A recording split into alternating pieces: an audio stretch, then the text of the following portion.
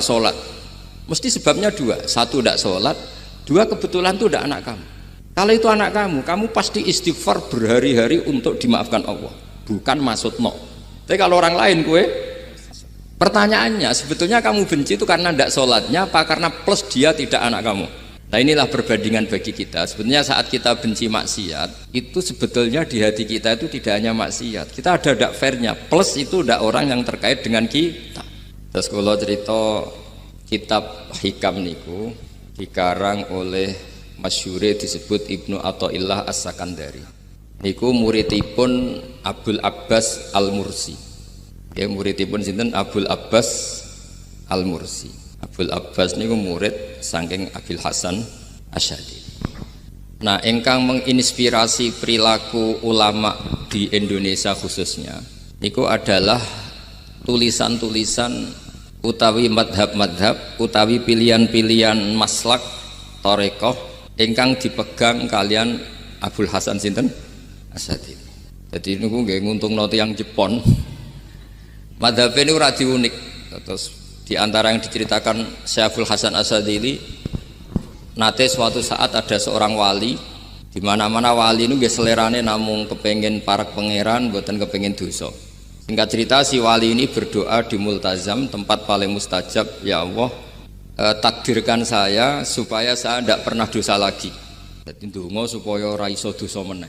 Iku jawabe pangeran, fa aina ad'u ghufrani. Wong iku nek ora dosa iku sifat ghafur ku ora nganggur. Ke Allah niku wis kadung di sifat ghafur, zat sing akeh napa ngapurane. Dadi umpama donya iku ora ana dosa iku sifat ghafurku terus piye? Dan niku sing dadekno tiyang boten terus seneng dosa niku boten, tapi seneng arep-arep rahmati Allah Subhanahu wa taala meskipun keadaannya nate napa dosa. Kemudian itu jadi madhab yang membedakan ahli sunnah dan tidak ahli sunnah. Kamane jadi gerakan ekstrim. Ini ku ahli sunnah ciri khasnya niku mbok wong tahu dosa kaya apa tetap dianggap Islam. Ada kelompok ekstrim khawarij sing darani wong nak dosa niku berarti wis napa ka. Jadi itu efeknya luar biasa dari madhab-madhab itu.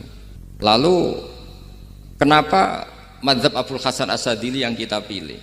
Karena kalau orang Islam kamu kafirkan niku mboten ketemu, cara akal niku mboten ketemu. Nggih cara berpikir kita masyhur Abul Hasan Asy'ari ngendikan wong iku nak kafir mulai cilik nganti 70 tahun.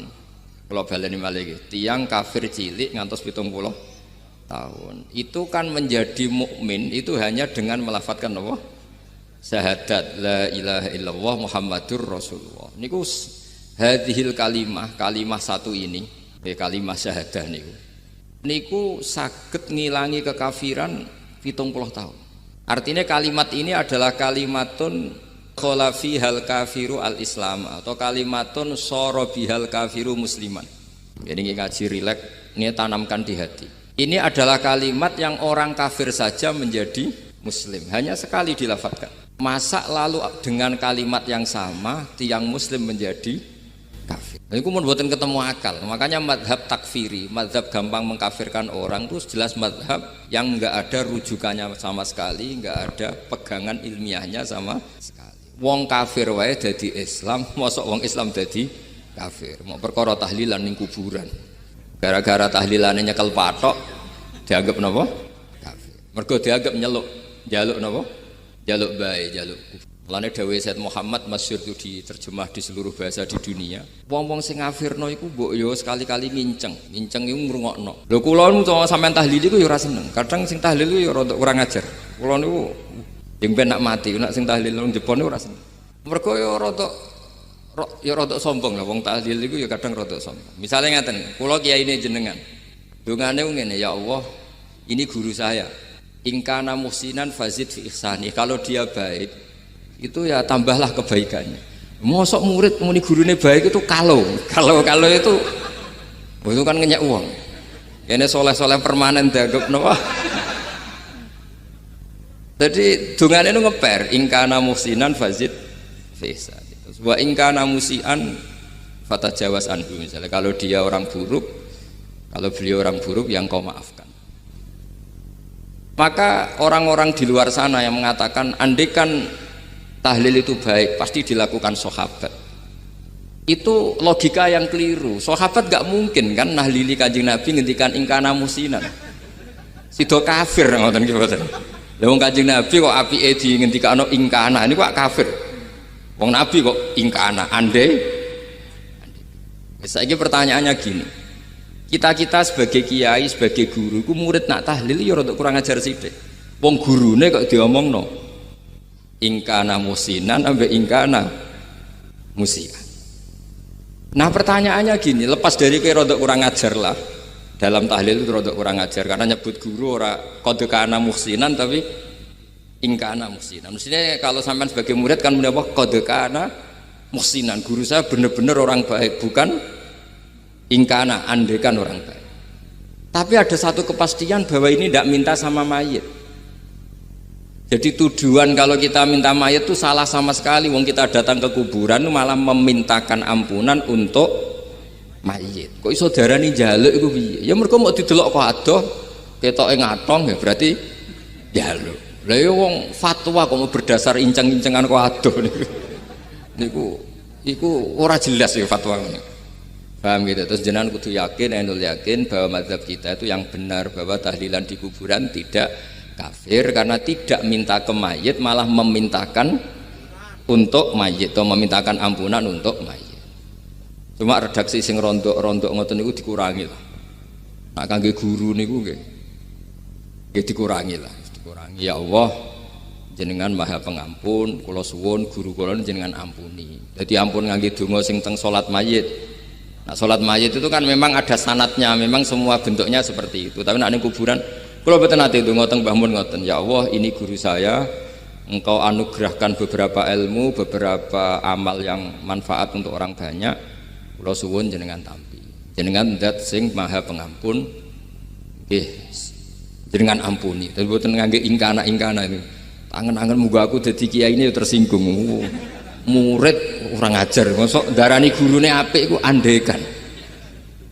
Ya tapi berhubung ra paham ya alhamdulillah ya tahlil yang wali songo ya banter-banter nganggo mic. Lah sing kene paham ya rada risi ku piye? Wali songo darani ingkana iku piye? Dadi niku mareni iki, mulane kula suwun nak tahlil nyewa kiai sing alim lah ben rada bener, ben rada bener. Tapi ampun nyewa kula mboten purun. Kula nu gak ada pondok lah dadi mboten saya masyhur susah diundang orang kecuali yang ada hubungan guru, hubungan sarang. Karena beliau lama sekali ngajar di MGS, beliau Gus Maksum itu lama ngajar di MGS, jadi saya itu hanya datang di orang-orang yang pernah khidmah di sarang, terus yang pernah keluarga sepuh. Saya datang ke Jakarta ke Pak Quraisy Shihab itu ya karena Pak Quraisy itu lama sekali bikin diskusi tafsir, akhirnya saya termasuk pengajar di pondok beliau. Jadi faktornya ya hanya karena itu. Bukan yang lain. Terus kula suwun nggih, jenengan kedah yakin kalau faham takfiri yang memudahkan mengkafirkan orang lain itu faham yang salah. Karena itu bahaya. Terus bahaya kedua secara fikih. Secara fikih itu nanti repot. Kalau nanti di salah satu seminar itu sudah mau zuhur, ketemu satu narasumber yang gampang mengkafirkan orang. Itu separuh masjid kebetulan mereka banyak yang bisa ngaji itu terus gak sholat zuhur. Gak sholat duhur. Ditanya sama mereka, lu kok gak sholat duhur ini sudah masuk waktu? Kan sholat hanya wajib untuk orang muslim, kita akan kafir. Ya karena dikafirkan tadi kan, kalau kita akan dikafirkan. Akhirnya sing gak kafir, sholat. Efek dari mazhab itu panjang. Kalau betul faham mereka itu betul, berarti yang sudah kafir, orang kafir itu wajib sholat enggak? Enggak kan, itu malah panjang kan, karena terus menjadikan orang Islam tidak tidak sholat. Nanti ke masjid tidak boleh, orang kafir nggak boleh masuk masjid. Itu efek fikihnya panjang. Jadi kalau suwun implementasinya di teng kitab hikam nih, karena hikam itu putu murid yang paling bisa mengimplementasikan, menjelaskan cara pandang madzhab Abul Hasan Asyadzili sing dados thariqah Syadziliyah. Terus ketiga, itu cara pandang itu detail. detail itu jelimet. Mesti sampean ora kepikiran. Misalnya begini. Ketika ada orang salah jenengan marah, itu sebenarnya karena salahnya apa karena hal yang lain? Normalnya orang itu berpikir karena salahnya. Itu keliru cara Abdul Hasan Asyadzili. Pasti kamu marah itu karena ada hal lain. Misalnya kayak pembantu elek kriting mecahno gelas, mesti langsung mbok amuk. Alasannya mecahno gelas. Tapi nek sing mecahno iku wong ayu, kowe iso ngamuk. Kowe iso ngamuk wong ayu. Mecahno gelas lah. Kok gelas lemari rasa gelas. Sama. Kamu janjian sama orang wongnya nyulayani janji, mesti mbok maki-maki. Katanya jam 10 kok udah datang gini-gini. Nah, tapi kalau yang terlambat itu wong sing ngutangi kowe iso ngamuk orang sing ngutangi kowe. Atau sing terlambat itu komandannya, atasan kamu. Atau kiainya. Nah, artinya gini, ketika kamu marah atas nama terlambat itu sebetulnya karena terlambat atau karena hal lain. Nah, maksiat juga gitu. Cara pikirannya Abdul Hasan Asyadzili, ketika kowe roh misalnya cawe itu macak maco naik apa lah ninja atau apa, mesti kowe darani wah seluput suwuk. Tapi nak dikandani, niku putune jenengan. Mesti langsung ya Allah jenengan sepunten. Jadi sebenarnya kita kebencian sama orang lain tuh karena kebetulan tuh tidak keluarga kita. Coba kalau itu keluarga kita, pasti kayak mikir ulang. Kowe gedeng wong ra salat, mesti sebabnya dua. Satu tidak sholat, dua kebetulan tuh tidak anak kamu. Kalau itu anak kamu pasti istighfar berhari-hari untuk dimaafkan Allah, bukan maksud no. Tapi kalau orang lain kue, pertanyaannya sebetulnya kamu benci itu karena tidak sholatnya apa karena plus dia tidak anak kamu? Nah itu pikirannya Abdul Hasan apa? Kue ngamuk itu gelas pecah itu perkara itu pecah gelas apa plus yang pecah no elek? Nah itu pecundang kita, itu cara pikiran Abdul Hasan. Kita ini pecundang itu nggak fair, apa? Betul fair. Nah, itu terus beliau diantaranya punya cerita Nabi Ibrahim itu pernah diangkat ke Allah di alam malakut. Di alam malakut kemudian ini ada di kitab Hikam juz 2 halaman 4 yang di bab ini yang saya baca. Ini cerita terakhir nih, bantu pun. Sampai tak ngaji suwi-suwi ora mesti paham aduk sediluk. Nak sediluk kan dia alasan, kenapa ora paham? Salah Gus Pak mulangi sediluk. Lah nak suwi sampean ora paham malah ribet kan? Diulang suwi ora paham goblok tenan berarti kan gitu. Nah ini untuk menjaga harkat dan martabat niku ngajine sediluk mawon dan takoki malaikat. Kenapa ora paham? Salah Gus Pak ngajine sediluk. Jadi duwe napa? Alibi lah gak ada napa? Pembelaan. Nabi Ibrahim itu diangkat di alam malakut karena beliau seorang nabi melihat orang maksiat ditanya sama Allah, ya Allah itu orang-orang maksiat tuh makan dari rezekimu, menempati bumimu dan semua fasilitas yang kau bikin. Lalu menurut kamu gimana Ibrahim? Ya bunuh saja, matikan saja. Sama Allah dituruti. Melihat lagi ada maksiat yang berbeda, selalu Nabi Ibrahim usul itu dimatikan. Jadi Ibrahim pernah jadi garis keras lah kira-kira, keras sekali. Lalu suatu saat Nabi Ibrahim itu disuruh nyembelih Ismail. Disuruh nyembelih apa? Ismail.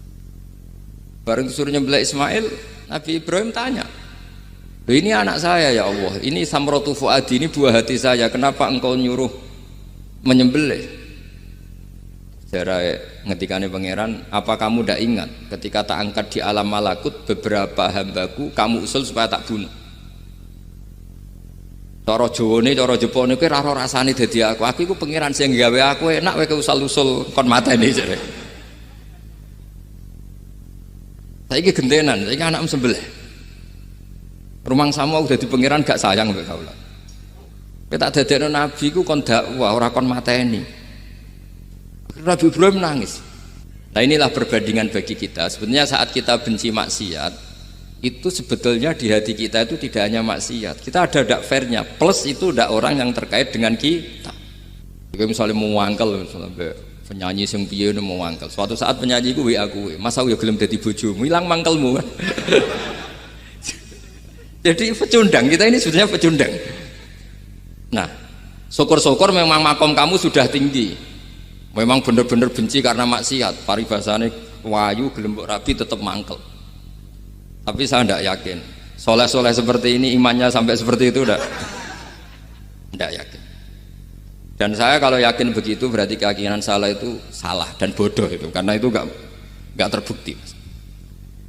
Makanya ini kita baru kalian kitab hikam, karena ini acara ngaji hikam kula waos sedikit mawon kula waos ini jawabannya Nabi Ibrahim ketika disuruh nyembelih Ismail teng halaman 4 juz 2. Allahumma hadza waladi wa samratu fuadi wa ahabbun nasi ilayya fasami aqailan yaqul ama tadhkurul lailah allati sa'alta fiha ihlaka abdi awama ta'lamu anni rahimun bi ibadi kama anta syaqiqun biwaladik.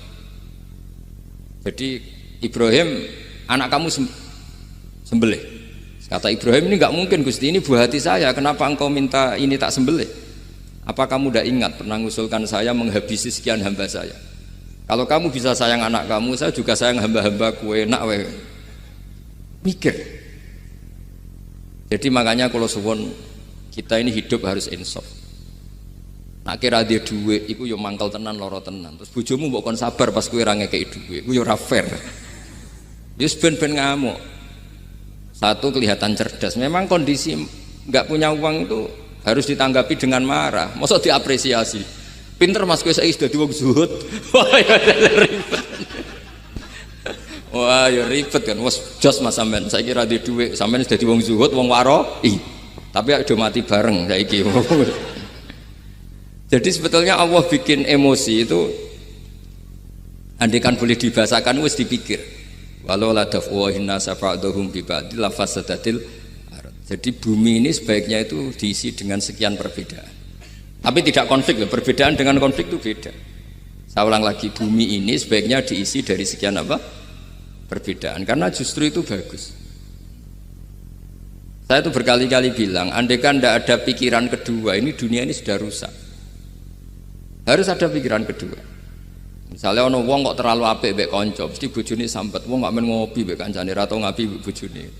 Tapi kalau ngopi mbek bojone terus, mesti kancane sing sambat. Wah, jok rabi lali kanca. Ribet. Manusa itu ribet. Kados kula dugi mriki ini hormat Gus Maksum. Nggih mungkin untuk ganjaran. Tapi untuk dosa sithik-sithik ninggal pondok. Jadi ya sudah.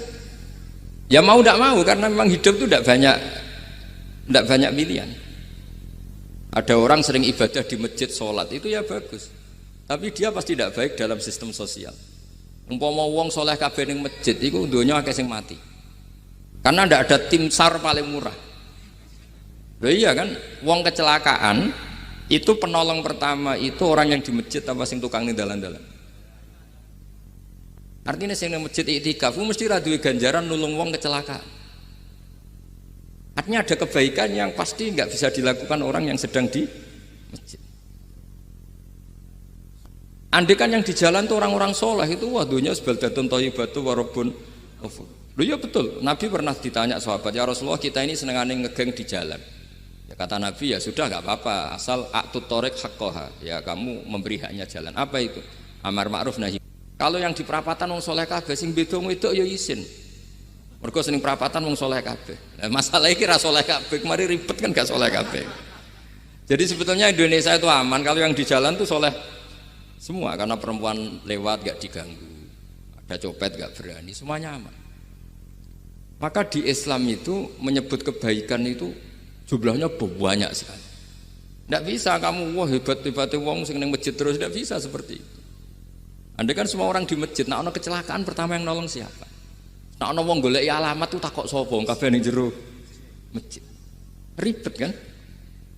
Nah, makanya ini Quran bikin aturan wala taq'udu bikulli siratin tu'iduna wa tasudduna an sabilillah. Yang enggak boleh itu duduk di jalan sambil mengganggu atau mengancam hal-hal yang baik. Tapi kalau duduk di jalan justru membantu hal-hal yang baik, maka ini disyariatkan oleh Islam.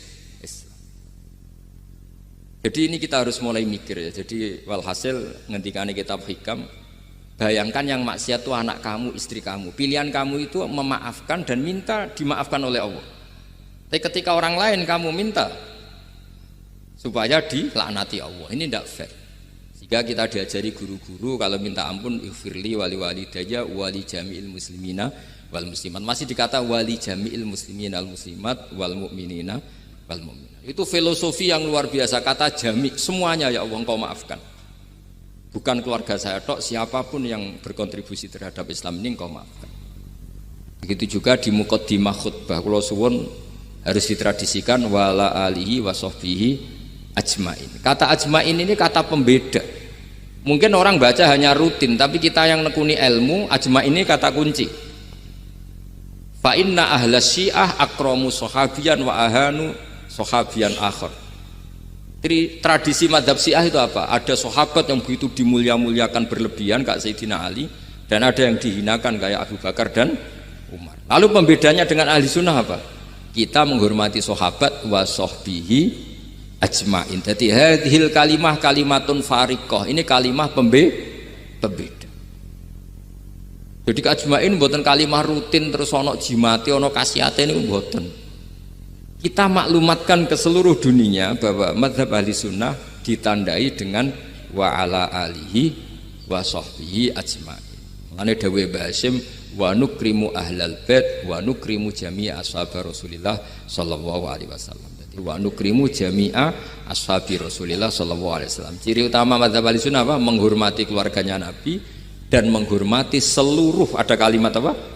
Seluruh sahabat. Jadi kata ajma'in itu kalimatun fariqah atau kalimatul fasl. Kalimat yang membedakan mana mazhab Syiah dan mazhab Ahlussunnah apa? Itu kalau jenengan ngaji teng Gus Maksum napa teng Kiai Haji Maksum di antara mazhabnya sinten? Nabi Ibrahim yang diceritakan Abul Hasan apa? Asyadili, kebencian kepada maksiat, kita semua pasti benci maksiat. Tapi gak fair kan, yang satu kamu laknati, yang satu kamu doakan. Ujung-ujungnya apa? Ada unsur hadun nafsi. Kalau yang terkait dengan jenengan mbok dongakno di sepuro, nah yang gak ada terkait mbok pasutno. Ini kan gak fair, padahal sama-sama apa? Maksiat. Terus kalau suwun polemik tentang ketentuan gimana hukumnya ziarah kubur, ya hukumnya baik karena mendoakan atau memintakan ampun untuk yang mati, bukan meminta sama yang mati. Dawuh Sayyid Muhammad kena ora percaya rungokno wong didelok kok ado pancen ya ngeri kan, patoke diusap-usap bariku ndonga delok kok ado kan njaluk kuburan padahal mayite ngeluhe perkara mau. Kadang nek sing kiai ini rapati iso ngaji wamen ingkana wali kok darani napa? Ya Allah, jika mayit ini, andekan mayit ini baik, maka dan andekan tidak, lu cara kowe dadi mayite bocah ora jelas mayit. Nah, makanya ini cobalah kalau sholat jenazah tidak apa-apa doa itu karena sanatnya seperti itu. Kalau doa guru ya diatur-atur yang baik lah, langsung mawon ya ghafiratunu wal khotiat gini-gini, saya mohon beliau amal baiknya jangan terima, amal buruknya jangan ampuni, karena guru juga manusia tidak nabi. Boten terus apa pakai apa ingkana apa kita baruk. Nah, mulane itu setelah peristiwa ini Nabi Ibrahim menghentikan faman tabi'ani fa innahu minni wa man asoni fa innaka ghafurur rahim. Ya Allah, orang yang ikut saya ya pasti bagian dari saya. Artinya harus berhak mendapat syafaat. Tapi orang yang sedang tidak taat sama saya, kula suwun beri hak untuk tobat. Jadi ghafur itu artinya ya kasih waktu lah Gusti untuk tobat. Sehingga umat ini nggak berhenti berharap supaya yang sedang maksiat pun kita selalu berharap suatu saat pasti tobat. Kita berharap la'allahum yarji'un, la'allahum yantahun. Quran sendiri menghadapi orang-orang maksiat masih selalu diberi harapan la'allahum yarji'un, la'allahum yantahun. Ya tentu dengan sekian mauidhah, sekian hikmah, sekian amar ma'ruf nahi mungkar. Yang jelas kita sebagai ahlul ilmi ini tidak punya sanad model keras. Karena semuanya ini proses. Sama nggak bisa niru Nabi itu kan dulu perang Gus. Loh Nabi perang dulu itu enak. Enaknya itu Nabi mesti bener, musuhnya mesti salah. Itu Abu Jahal CS. Saiki kowe perang kowe ora mesti bener. Musuh ora mesti salah. Terus kabeh tegas piye oleh tegas wong padha ora jelas. Riyen tegas kan gampang, nabi mesti bener, musuhnya mesti salah. Kan penak. Anak sampean, wah sampean masih macake santri ini. Cara tukaran mbek tanggamu ora mesti tak bela. Ya mergo ora mesti bener. Wong bapak anak cerita kula, ana imam masjid sepuh, istiqomah geger mbek pengurus takmir. Ya kadang bener sing canom-nom. Kaya imam masjid sing sepuh iku ndekne wong paling sepuh kudu dadi imam terus jare bapak. Iku istiqomah apa mau digenteni wong liya. Itu banyak alumni sarang, alumni Pelosok Lirboyo nganggur gara-gara sing tua iku mau digenteni. Nah, tapi misalnya kok sing nom ambisi ya salah, wong ono sing sepuh kok sing nom ambisi hidup itu udah banyak pilihan. Artinya gini loh, di wilayah istihad, di wilayah mikir itu potensi salah itu ada. Ya wow, kena abot keluargamu mesti sering ninggal bojo. Nah abot bojo mesti mengabaikan ibu kamu, saudara kamu. Nah ngono sing imbang Gus. Rai-rai pas-pasan wangel imbang. Ndak segampang itu ngelola keseimbangan itu ndak gampang. Karena hidup itu wakana bena dzalika qawama itu ngukurnya ndak gampang. Misalnya sampean sholat soft awal terus. Ini ada ulama yang kritik meskipun sholat awal paling apik. Kowe iku sapa kok ngarep terus koyok paling bener. Jebule kok ngarep jebule salah. Lah yo kan kuatah. Orang maksa sholat awal terus nang Mekah jebule salah. Jadi ono juga wali yang kalau sholat itu nggak guri ditakoki, kenapa kowe sering nggak guri? Aku iku isin. Madhep pangeran kok hebat wae kok ngarep. Banyak juga cara pandang ini karena wilayah istihad. Napa wilayah napa? Wilayah istihad itu kayak iya kayak enggak. Makanya dalam masa misalnya gini contoh paling gampang. Kalau ada boto gaweane wong Rembang cek wong Blora, itu kan sering kena teletong dan teletong itu jadi materinya. Ono sapi ngising ning kono dibaro terus diolah jadi boto. Terus kemudian boto ini jadi masjid. Itu najis apa enggak? Najis kan karena disuci nggak bisa, materinya najis. Itu hanya boleh di mazhab Abu Hanifah. Abu Hanifah itu mengatakan alatut tadhir itu 3, air, turab, debu dan anar, api. Alasannya mazhab Abu Hanifah, orang mukmin yang dosanya banyak itu disucikan dengan api neraka. Berarti api itu min alatit tadhir. Sebab itu boto yang sudah dibakar itu otomatis suci. Tapi saya berkali-kali fatwa, tidak boleh dikiaskan kalau kamu tidak ada air terus nyolder air, tidak boleh. Nanti ada orang mandi junub pakai api. Mau ora karu-karuan. Ya sudah, contoh itu hanya gue botol mawon, no coba praktek no nak wudu ra ono banyu berarti oleh kanggo solder ya ndak. Tapi itu kan ilmu. Ilmu itu ya seperti itu akhirnya. Beberapa materi yang dari najis asal sudah ngalami pembakaran itu cara mazhab Abu Hanifah dianggap suci kayak botol, kayak keramik atau peso. Dulu beberapa materinya peso ya kadang ada materi yang najis. Tapi ini sudah ngalami pembakaran, maka dihukumi suci. Mungkin kalau contohnya aja go wudu lah. Semuanya pesan gua aja digo wudu, aja digo mandi junub. Misalnya iwak itu kalau besar cara Syekh Nawawi Banten itu tae cek dianggap najis karena bentuknya besar. Sekian intikal mazhab Abu Hanifah pun digoreng pun kena api, pun dibakar pun kena api. Jadi berarti pun apa? Suci. Nah itu jenenge mazhab. Jadi mazhab itu orang itu berpikir kemudian kayak iya kayak enggak. Makanya terus ada apa ijtihad. Nah, makanya dalam ranah istihad itu orang enggak boleh saling menyalahkan, ya sudah itu sama-sama mungkin. Makanya kalau dalam ilmu usul fikih disebutkan ra'yuna shawabun yahtamilul khata' wa ra'yuka khata'un yahtamilus shawab. Pendapat saya itu benar tapi ya mungkin salah, pendapat Anda salah tapi juga mungkin benar. Ini yang menjadikan ahli sunnah wal jamaah itu fleksibel. Fleksibel itu rileks. Karena di luar masalah usuluddin, masalah tauhid, itu ya mesti begitu. Sampean sering silaturahim ning kanca-kanca ning dulur-dulur. Apik. Tapi takokno bojomu, wong kok amen rahim jam 09.00 wae wong kerja. Maksudnya piye? Ini kan makanya terus ada orang cara mencintai Nabi itu enggak pernah sowan. Ditanya, "Loh kamu itu mencintai Nabi kok udah pernah sowan?" Ya karena kalau saya sowan ganggu Nabi dong. Nabi kan punya anak, punya keluarga. Kalau nemuin saya kan artinya agak ngurusi anak istrinya. Dan itu menurut saya benar. Saya termasuk kiai yang jenis itu. Makanya kalau kamu sering sowan saya itu tidak tak biji bagus, itu tidak bagus. Itu pasti ganggu. Tapi misalnya seneng kok rasuan ya lucu, wong seneng kok ora tau sowan. Sampean milih ndi coba? Ini kan lucu kan? Lho sowan tuh mesti ganggu apa enggak? Kan. Tapi seneng kok ora tau sowan ya lucu kan? Nah itu istihad, maksudnya istihad itu ya ada sahabat yang seneng Nabi itu enggak pernah sowan. Ya hanya datang ke masjidnya ikut jamaah, tapi enggak pernah sowan. Ada lagi sahabat yang kalau disuruh coba wajahnya Nabi itu kayak apa, saya enggak pernah melihat.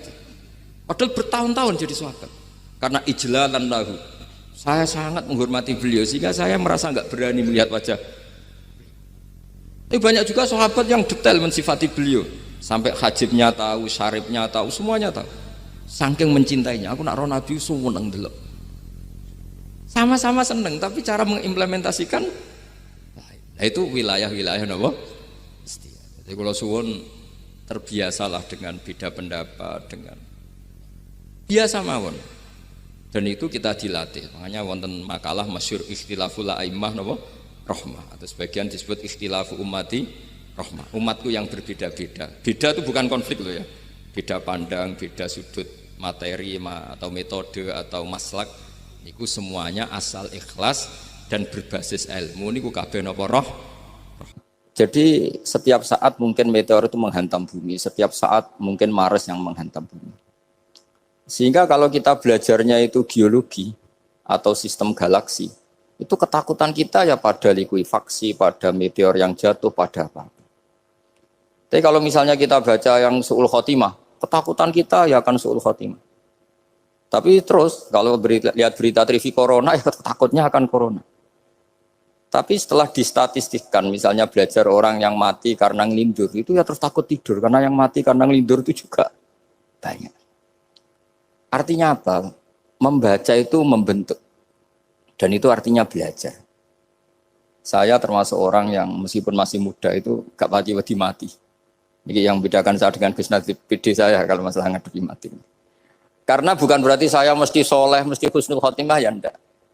Ada istilah mati yang menyenangkan dalam diri manusia, yaitu Nabi ngendikan Allahumma ahyini maka natil hayatu khairan li wa tawaffani maka natil wafatu khairan li. Sebagian doa Allah maj'alil hayata ziyadatan li fi kulli khairin wal mauta rohatan li min kulli syarrin. Jadi mati itu akhir dari maksiat saya atau akhir dari potensi maksiat saya. Sehingga kata Sohibul Hikam, kamu harus percaya diri bisa selamanya tidak maksiat lagi. Orang kan tanya, masa manusia tidak bisa maksiat lagi?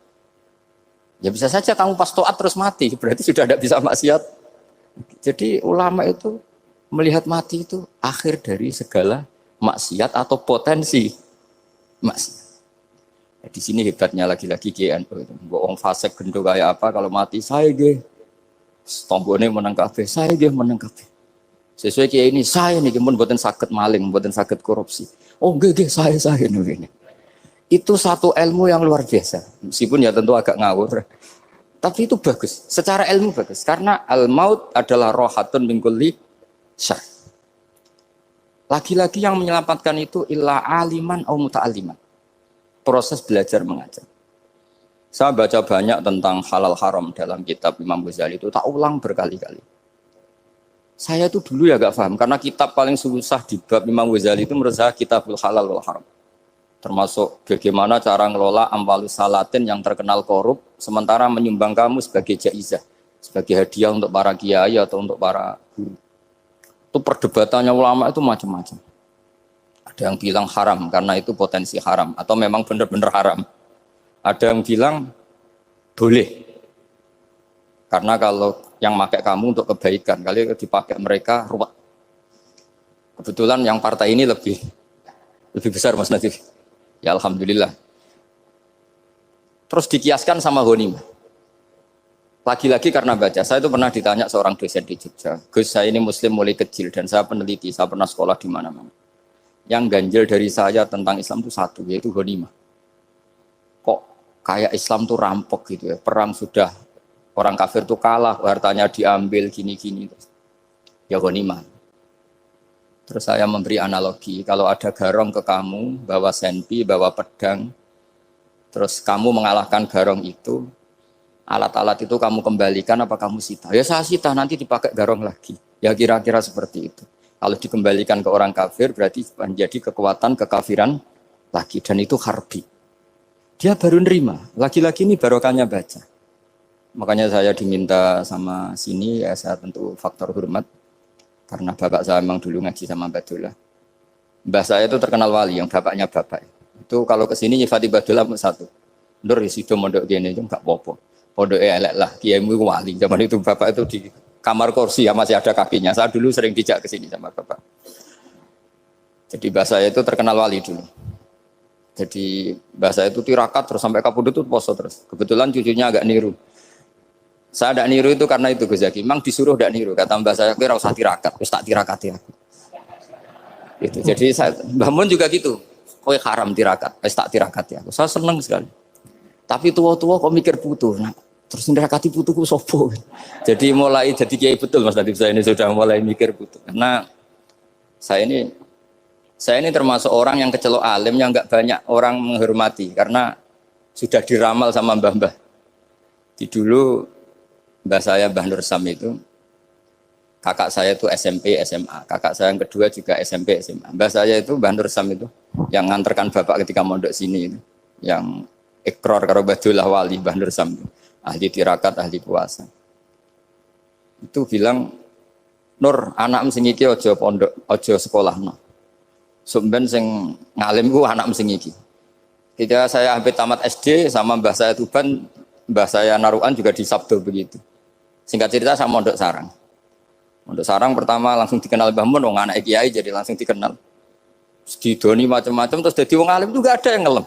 Biasa aja untuk dongane wong sepuh-sepuh. Ya sebenarnya saya agak kecewa, ya, saya inginnya kan dianggap prestasi gitu, ternyata dianggap doanya orang-orang sepuh.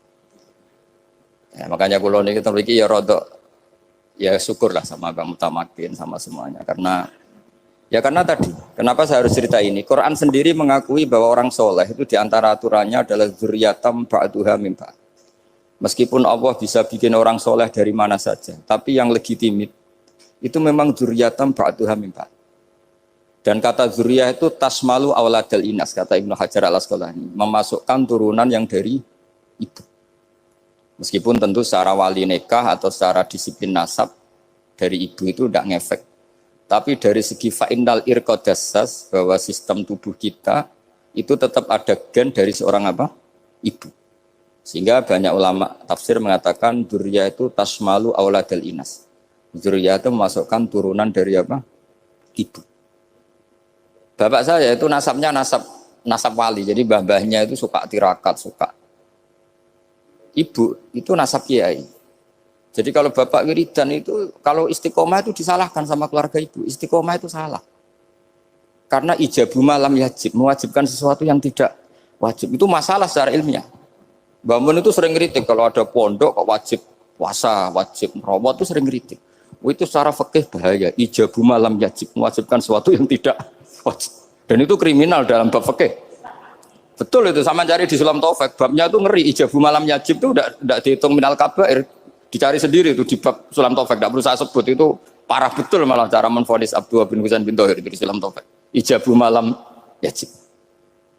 Tapi pondok-pondok yang tirakat tidak kurang dalih, niki boten majibaken, ngelatih, boten majibaken tapi napa? Nah, silsilah dari keluarga ibu itu suka ilmu. Sehingga Abdullah bin Mas'ud itu tiap hari itu mensweeping orang yang sering duha. Kalau ada orang duha istiqomah itu disweeping. Awas, harus seminggu sekali, enggak boleh tiap hari. Masa sholat fardu kamu saingi sholat duha? Enggak boleh, fardu tersaingi.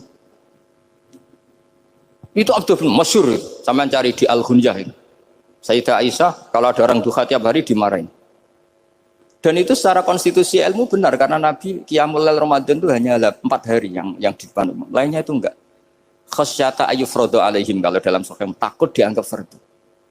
Akhirnya istiqomah itu masalah di keluarga saya yang dari ibu. Nah kebetulan kita ini suka ada istiqomah, akhirnya ya seperti ini. Tapi ini ilmu harus kita bicarakan. Tapi yang istiqomah, Bapak itu pengagum Badulah. Bapak itu suka sama istiqomah. Karena punya guru dulu Ki Zubaidi istiqomah, Badulah istiqomah. Tapi jangan kira Badulah itu hanya istiqomah. Saya punya sanad banyak. Mungkin Gus Zaki lebih tahu. Sering saya diceritain Bapak.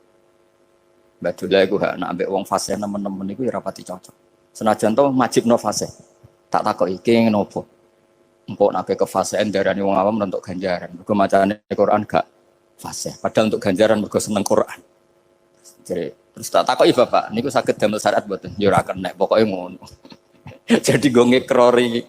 Artinya beliau ndak ingin lah gara-gara kita terlalu pakem tajwid kemudian nganggap siapa saja baca Quran salah kemudian tidak dapat pahala. Bisa saja hamalahum ala ayakraul Qur'ana apa mahabbatuhum wa iskuhum wa kada wa kada. Jadi akhirnya saya jadi tahu. Oke, secara makhraj salah, tapi iseknya benar, mahabbahnya benar, brontonya benar. Jadi sebetulnya Badulah itu punya sekian makalah tentang ilmu. Hikam juga gitu. Nur nak cah santri ngaji Ihya itu jauh oleh, tapi nak ngaji Hikam mojo. Maksudnya beliau entah kalau setelah itu Badulah itu melarang siapa saja santri ngaji Hikam itu dilarangnya ada kelas tertentu untuk boleh ngaji Hikam. Nah, kenapa saya cerita ini? Karena saya masih ingat betul di antara wasiatnya Mbah Mun itu.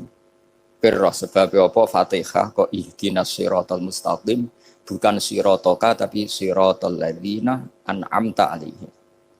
Dawe Mbah Mun fa innallaha ta'ala la ya'kul wa la yashrab wa la yanqih wa la kadza wa kadza. Allah itu enggak makan, enggak minum, enggak tidur. Sehingga kita enggak bisa niru Allah. Tapi yang makan tidur itu manusia. Sehingga kalau ingin dekat Allah ya niru siratal ladzina bukan siratoka.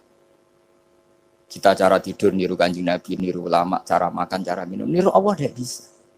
Makanya bukan ihdinas siratal mustaqim siratoka tapi siratal ladzina an'amta. Maka dalam beragama itu butuh master, butuh panutan.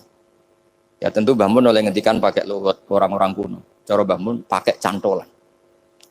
Maka saya punya makalah banyak dari Bapak, dari Mbah Mun, dari Mbah Zubair, dari sampai saya itu hafal sanad sampai Rasulullah SAW. Karena yang bisa mengawal ilmu itu sanad. Termasuk saya di sini bawa kitab Ar-Risalah Al-Qusairiyah. Nanti saya baca beberapa panutan kita. Di sini ada Abdul Qasim Al-Junaidi, ada Abu Yazid Al-Bustami, ada banyak ulama yang ditulis Ar-Risalah Al-Qusairiyah. Dan itu yang membentuk Imam Ghazali, kitab Ar-Risalah Al-Qusairiyah. Tapi sekarang kita ini tidak belajar lagi tentang tasawuf. Tasawuf itu Abdul Qasim Al-Junaidi jadi wali itu bukan wiridannya terlalu banyak, enggak. Beliau pernah bikin satu kalimat yang menjadikan Allah itu ridho. Kalimatnya begini, kalau malam beliau wiridan gini, ya Allah, kenapa engkau ngasih rezeki saya, padahal engkau tidak butuh saya. Kalimatnya sederhana. Kalau seorang majikan ngasih servis sama karyawannya, memang butuh pekerjaannya. Orang tua ke anak butuh kasih sayangnya. Tapi engkau ini zat yang tidak butuh saya, tidak butuh kita, ngapain ngasih?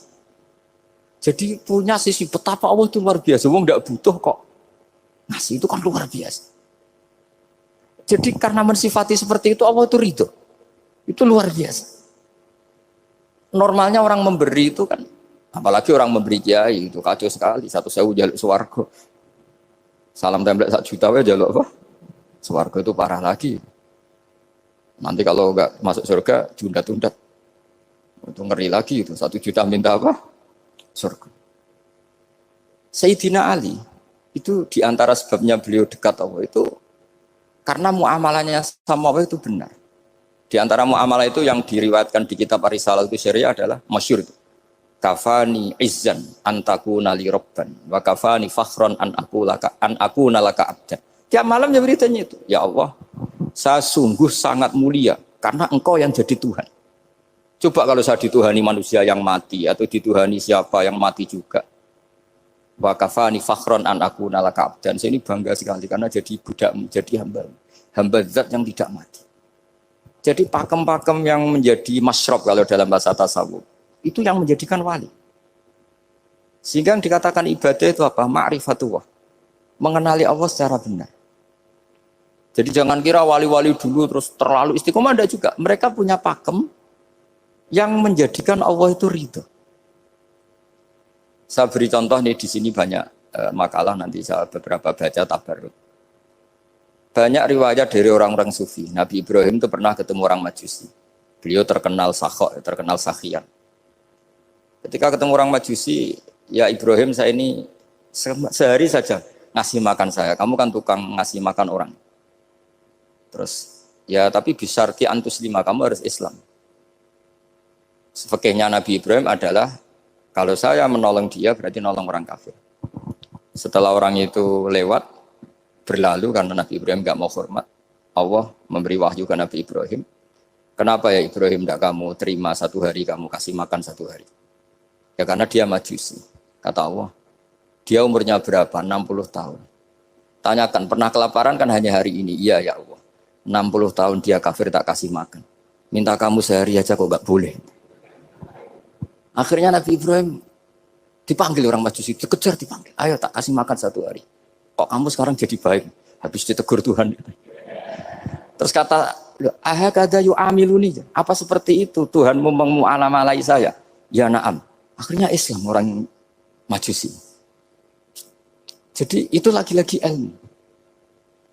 Jadi yang dikatakan ilmu itu nyuwun sewu satu teori atau kalimat atau apa saja yang menjadikan kita ini pakem. Meskipun pakem itu kadang sulit diterima orang-orang khusyuk. Orang khusyuk itu ya nyuwun sewu ada sisi nakalnya. Makanya Mbah Mun sering kayak jargon masyhur. Zada khusyuan, zada jalan, tambah khusyuk tambah bodoh. Bukan bodoh dengan makna salah itu enggak. Memang kadang terus anti ilmu. Misalnya gini, ini contoh yang karena saya ini mengkhidmati ilmu, saya beri contoh yang urusan ilmu. Ada orang sujud diinjek orang fasik, kepalanya diinjek orang fasik. Terus si orang yang sujud tadi ini ada di Sahih Muslim juga ada di Ihya. Wallahi la yaghfirullahu laka. Pakai sumpah, wallahi la yaghfirullahu laka. Allah langsung mewahyukan ke Nabi fi hadzal zaman, fi tilkaz zaman atau fi dzalikaz zaman. Man dzalladzi yata'alla alayya alla aghfira li fulan qad ghafartu lahu wa ahbattu amalak. Katakan ke orang itu, siapa yang mencatut nama saya yang hanya berstatus tidak memaafkan. Itu enggak fair. Saya ini Tuhan kok bisa yaghfir, bisa yu'adzib. Kok sifat saya tinggal satu yu'adzib itu gimana? Dicatut separuh itu Allah tidak terima.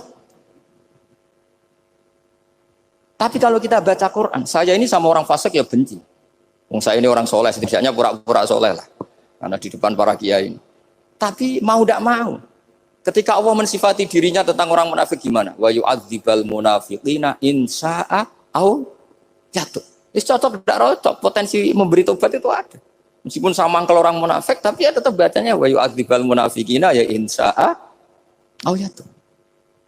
Rasulullah kayak apa bencinya dengan Wahsy karena qatilu Hamzah. Tapi Nabi tunduk sama konstitusi Quran. Laisa laka minal amri syai'un aw yatuba alaihim aw yu'adzibahum. Akhirnya Allah malah memberi tobat sama qatilu Hamzah yaitu Wahsy. Ini pentingnya baca lagi. Kalau kita tidak baca, hanya khusyuk saja, tidak baca, pasti sama orang yang menginjak orang sujud tadi, yang nginjak pasti salah, nggak dimaafkan. Bongso pasti. Pertanyaannya adalah, betulkah Allah punya sifat satu, yaitu yu'adzib? Makanya kalau kita baca, misalnya baca Quran, walillahi mulkus samawati wal ardh, ya sudah, yaghfiru liman yasha wa yu'adzibu man yasha. Kalau nuruti rasa kita, ya inginnya ke kita, yaghfir, ke orang lain yu'adzib. Tapi Tuhan kan nggak terima. Saya ini Tuhan kok didikte makhluk saya ini gimana? Nggak bisa. Sehingga ya ini lagi-lagi ilmu. Makanya saya cocok nggak cocok itu suka baca. Saya suka sekali baca. Mulai ulama dulu, ulama modern, setengah dulu. Mulai ulama yang kedunian sampai setengah kedunian. Suka. Saya dulu tuh nggak suka uang. Karena saya memang tadi mbah-mbah saya dari bapak itu wali mas itu. Kalau tadi Mas Nadif jujur, mulai Mbah Soleh itu suka bully mertuanya, jadi saya alhamdulillah dia jujur. Jadi, Mbah Soleh itu menantunya Raden Asnawi, itu ya bully-bulian sama ini terus ditiru beliau ini. Itu nggak suka sebenarnya. Saya itu ya pokoknya tadi kalau orang daftar wali itu kan nggak suka sama. Karena mereka nangis ketika Allah ngendikan wa aqridu atau ayat-ayat anfiku atau orang baik disifati wa aqridu wa qardan hasanah. Itu hadal khitab li ahlil jiddi wasarwah. Ini khitab untuk orang kaya. Kalau isin Gusti jenengan nampen ngongkon infak kok kalau diinfaki. Jenengan nampen ngongkon ngamal kok kalau di ngamali. Jadi maka yuhibbunal mal, mereka tidak suka harta. Walakin liyana luladzatal khitab bil infak, dan itu harus kaya dulu untuk bisa infak. Jadi itu uniknya. Akhirnya saya Imam Sa'roni Penting juga saya. Jadi wali untuk suka harta itu nunggu diperintahkan Allah. Alhamdulillah kita ndak, sudah wali dulu karena sudah senang harta balik. Jadi kayaknya keren kita dibanding wali-wali itu. Artinya wali itu tahu pentingnya harta setelah jadi wali. Kita alhamdulillah mulai kecil sudah tahu pentingnya harta. Kayaknya kita lebih wali. Imam Syafi'i itu dulu gak suka sama orang kaya. Saya berkali-kali ceritain. Karena dia dididik Sufyan As-Tsauri, Sufyan bin Uyainah. Tapi ketika ketemu Imam Malik itu kaya raya. Meskipun dia hidupnya sederhana, tapi kaya raya. Pas beliau mau, Imam Syafi'i dia agak-agak sopan kalau sekarang tanya, setelah jenengan ilmu yang saya harus ambil siapa? Kata Imam Malik, yang sealim saya itu sudah meninggal Abu Hanifah, tapi muridnya masih, namanya Muhammad bin Hasan Asy-Syaibani. Kamu datang ke sana. Semalam itu Imam Malik dikasih uang 500 dinar. Padahal 1 dinar itu 4,25 gram, bisa dihitung berapa ratus juta. Terus separuhnya dikasihkan Imam Syafi'i, nah tidak kasangoni. Pagi-pagi diajak ke Baki, dulu Baki itu ada kafilah rental unta. Mana kafilah yang mau ke Irak? Kita, ya sudah ini antar, tak bayari. Diantar Imam Syafi'i. Diantar ke Imam Muhammad bin Hasan Asy-Syaibani di Irak. Itu ketemu Muhammad bin Hasan Asy-Syaibani pertama itu apa? Beliau itu kalau ngitung uang di meja. Emas-emasnya di meja, uangnya dolar semuanya di meja. Tambah kaget, ini saya sama Imam Malik ingkar, ini malah lebih parah lagi. Kata Muhammad bin Hasan Asy-Syaibani, atak jabu min hadza. Kamu kagum dengan ini, merasa aneh? Iya. Ya sudah, ini tak kasihkan orang fasik. Tinggo demenan, tinggo judi. Jangan, jenengan saja. Kalau jenengan kan orang soleh dipakai kebaikan. Berarti orang soleh boleh kaya. Angsal-angsal. Kan? Semenjak itu Imam Syafi'i kebablasan. Sampai fatwa kiai fakir itu haram. Kiai bisa bikin rumah bagus, bikin rumah jelek, haram. Puasa al-Islam ya Allah wala yulah. Nah lagi-lagi kebetulan kita sebelum ngaji Imam Syafi'i sudah seperti itu. Jadi ini justifikasi. Lagi-lagi itu ilmu. Seorang lagi-lagi itu ilmu. Akhirnya saya baca kitabnya Imam Sa'roni namanya Al-Minanul Kubro. Itu beliau cerita wa mimma manallahu alaihi. Kesannya kayak orang sombong. Tapi sebetulnya yang sopan itu yang sombong. Karena Imam Sa'roni kan bilang, kamu harus memaklumatkan diri kalau antum minal ulama il amilin. Kamu termasuk ulama yang amilin. Terus ditanya sama orang-orang, bagaimana kalau nyatanya enggak? Kamu tadi subuh sholat, iya saya sholat. Kamu tadi zuhur sholat, iya saya sholat. Kenapa ketika kamu maksiat ingat terus, ketika kamu taat tidak ingat? Berarti kamu anggap Allah itu menyesatkan kamu tok, tidak pernah ngasih hidayah sama kamu. Pas delok rondo ning dalan kok maksiat, bar salat ora tau syukur, bar zuhur ora tau syukur, berasa. Berarti kan nyifati Allah, hari ini Allah ngasih saya maksiat. Sementara lupa kalau Allah ngasih salat zuhur, salat asar, salat maghrib, salat. Oh sudah di situ al-Minanul Kubro, pokoknya orang itu soleh semua. Nah saya itu termasuk orang yang didikte oleh kitab, terbentuk oleh kitab Al-Minanul Kubro. Jadi di situ hidup itu enak semua. Makanya saya itu masih ingat dialeknya dua orang alim, nggak berusaha sebut, ini agak sensitif karena ceritanya itu ada anaknya kiai mau nyalek, karena dia anaknya kiai tanya, Mbah dalilnya nopo nanti yang kepengen jadi jabatan, mencari jabatan itu sah. Kalau yang jawab tak sebut nggak apa-apa namanya, jawabnya Mbah Mun oleh nggak apa-apa. Nabi Yusuf juga boleh jabatan, terus beliau baca qalat anni ala khuzainil ardi inni khafifun alim. Nabi Yusuf juga boleh jabatan ya Rabb. Di debat sama orang alim. Itu Nabi Yusuf, syariatnya itu mansukhoh bi syariati Rasulullah Muhammad SAW. Setelah tamunya pulang, Mbah Mun dibantah gitu. Dari Mbah Mun gini bilang, anut kiai wae oleh pemenang anut Nabi. Sama ingat kalimatnya. Anut kiai wae oleh pemenang anut. Artinya Nabi Yusuf kan minta jabatan ij'alni ala khuzainil ard. Jadi akhirnya semenjak itu fikih-fikih ilmu tadi saya ulang lagi. Akhirnya saya cari, termasuk saya disuruh bangun. Saya golekno dalile nak wong soleh kok oleh jabat. Hatinku, wong dalil kok diorder saya ya sempat. Ternyata saya cari-cari ya tadi am yahsudunan nasa ala ma atahum wa min fadlih. Faqad ataina ala Ibrahim alkitab wal hikmata wa atainahum mulkan azim. Keluarga Nabi Ibrahim di antara sifat yang disebutkan Allah adalah dikasih mulkan azim. Sebab itu akhirnya kiai Indonesia itu mazhabnya Syafi'iyah semua. Politik ya kerso, jabat ya kerso, proposal ya kerso. Saya ini, maksud saya ini yang menyelamatkan ilmu. Kalau orang khusyuk pasti gedeng. Kiai kok gelem proposal, kiai kok para pejabat. Tapi orang ilmu setuju. Nah saya nggak tahu setujunya itu bawaan ilmu apa bawaan nafsu tadi itu yang mulai saya datang. Nah kalau saya kan bawaan ilmu saya baca. Itu bedanya saya dengan Mas Nadif jadi bawaan baca. Karena kemarin saya dibully habis-habisan di Kudus. Saya tidak punya kesempatan bicara di menantunya Neng Muah ya. Wah ini kurang ajar betul orang ini kata saya. Tapi saya nyari sisi positifnya. Kalau saya dibully kan saya madlum. Orang madlum gampang jadi wali. Yang dia bully berarti zalim ya sudah berarti wali saya gitu. Nah supaya dia juga wali sekarang tak bully supaya impas gitu. Jadi ini nolong beliau. Jadi saya 22 hari itu kalau habis subuh ke rumah sakit, tapi kalau asar pulang ngajar. Ya begitu terus. Karena mbah-mbah saya itu sukanya ilmu Masya Allah. Karena ilmu itu penting. Apapun pakemnya para wali itu kalau diingatkan secara ilmu itu terus kayak runtuh. Saya berkali-kali mencontohkan. Dan itu valid, data itu valid. Sufyan bin Uyainah itu orang yang khusyuknya Masya Allah. Gurunya Imam Syafi'i, gurunya Imam Malik. Itu beliau menceritakan dalam kitab Hilyatul Auliya. Nabi Isa itu senengannya itu ceria sekali. Nabi Yahya itu senengannya bersengut, abusan, suka kayak takut akhirat, takut penyakit. Tapi bukan takut corona, enggak ya jelas kan. Saya akhir-akhir ini fatwa, sekarang jangan baca Uwais Al-Qarani, tapi Al-Qarni. Meskipun saya tahu ada yang baca Qarani di kitab-kitab, ada yang baca Qarni. Tapi sekarang wajib dibaca Al-Qarni sementara. Sekali dibaca Al-Qarani itu nisbatun ilah. Iya, jadi makanya ini untuk sementara dibaca, ngikuti yang baca Uwais Al-Qarni. Meskipun di sarah-sarah apa bi fathir ra wakila bi sukun, ya sudahlah sekarang harus ijma dulu Al-Qarni ya, karena kalau Al-Qarani itu akhirnya Nabi Isa ditegur sama Nabi Yahya. Mali aroka dohikan ka'anna kata manumin makrillah. Saya melihat kamu kok suka tertawa, seakan-akan kamu merasa aman, tidak kena azabnya Allah. Nabi Isa akhirnya balas tanya, Mali aroka abisan ka'anna katai asumin rahmatillah, taknatu min rahmatillah. Kowe mbesengut wae koyo dunia orang rahmat, anane corona tok.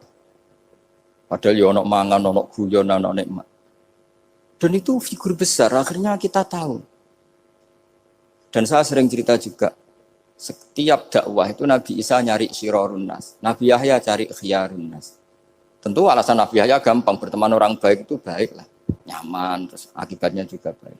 Nabi Yahya enggak. Limada tanzilu ala syirorin nas. Kenapa kamu singgahnya ke orang-orang yang buruk?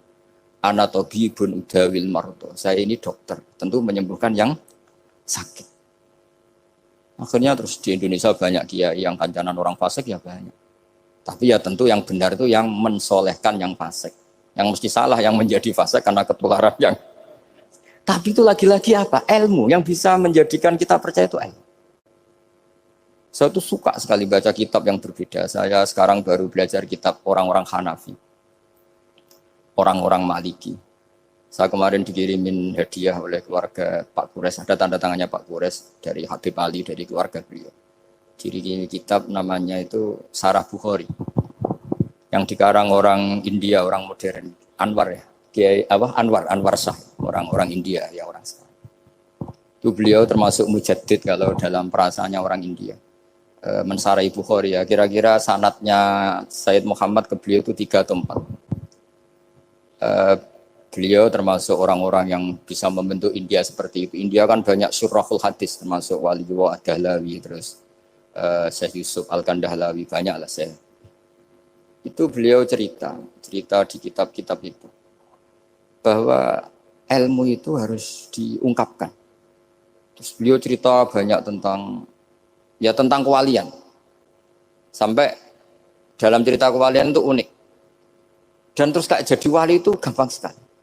Ya diantaranya itu wali itu mau modal rasido. Sab'atun yudhilluhum wa fi dhillihi yawma la dhilla illa dhilluh. Itu diantaranya itu wa rajulun da'athu imra'atun datu jamalin wa mansibin faqala inni akhafu. Mau modal gak sido. Wis dijak wong ayu menarik muni ra gelem. Modal ra gelem iku wis iso dadi wali. Iku yudhilluhum wa fi dhillihi yawma la dhilla. Ya. Nah, masalah kita ora digelemi lah itu masalah. Itu sangat. Jadi gampang sekali dalam kitab Al-Minanul Kubra. Dan kalau baca itu enak. Misalnya gini.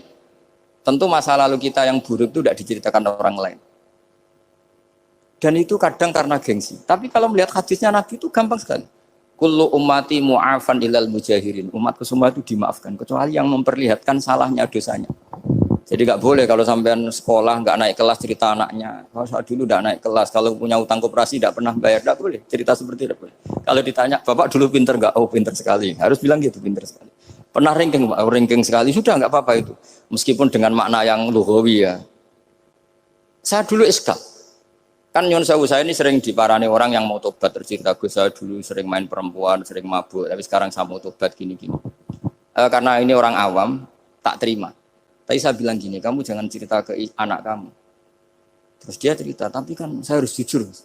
Karena ilmunya dia baru terlalu jujur itu penting gitu. Terus pokoknya nurut kula ora oleh cerita, pokoknya ora oleh cerita. Ya Gus oke nurut. Setelah itu saya nyari-nyari sarah, termasuk kitab itu. Kok bisa orang yang tidak mujahirin, orang yang menutupi salahnya malah dimaafkan, yang cerita jujur pernah salah malah tidak. Sangat bener. Misalnya seorang bapak cerita, "Jong aku dhisik nak pacaran tak ambung." Misalnya, anaknya mesti suatu saat kan dia puber. Mesti nak ngambung niru bapak. Nah, kalau yang cerita itu ribuan atau jutaan. Jong aku zaman yang pondok itu rezekiku kombodoni. Kan terus jadi syariatun mutabah. Apalagi yang cerita ini ternyata jadi kiai, ternyata gitu ya tetap jadi kiai. Jadi kalau pura-pura soleh di rumah pura-pura soleh, seakan-akan di pondok tidak pernah kodok, tidak pernah setor meluntir, tidak pernah apa kan? Katanya, lah lucunya, oke itu alasan. Alasannya Imam Ghazali itu paling masuk akal. Ini saya cerita, ila aliman barokahnya baca Imam Ghazali. Fa inna wa ta'ala yakrohu zuhurul ma'asi. Wa min asbabi zuhur adalah al-mujahar. Karena Allah itu gak suka maksiat itu begitu kelihatan.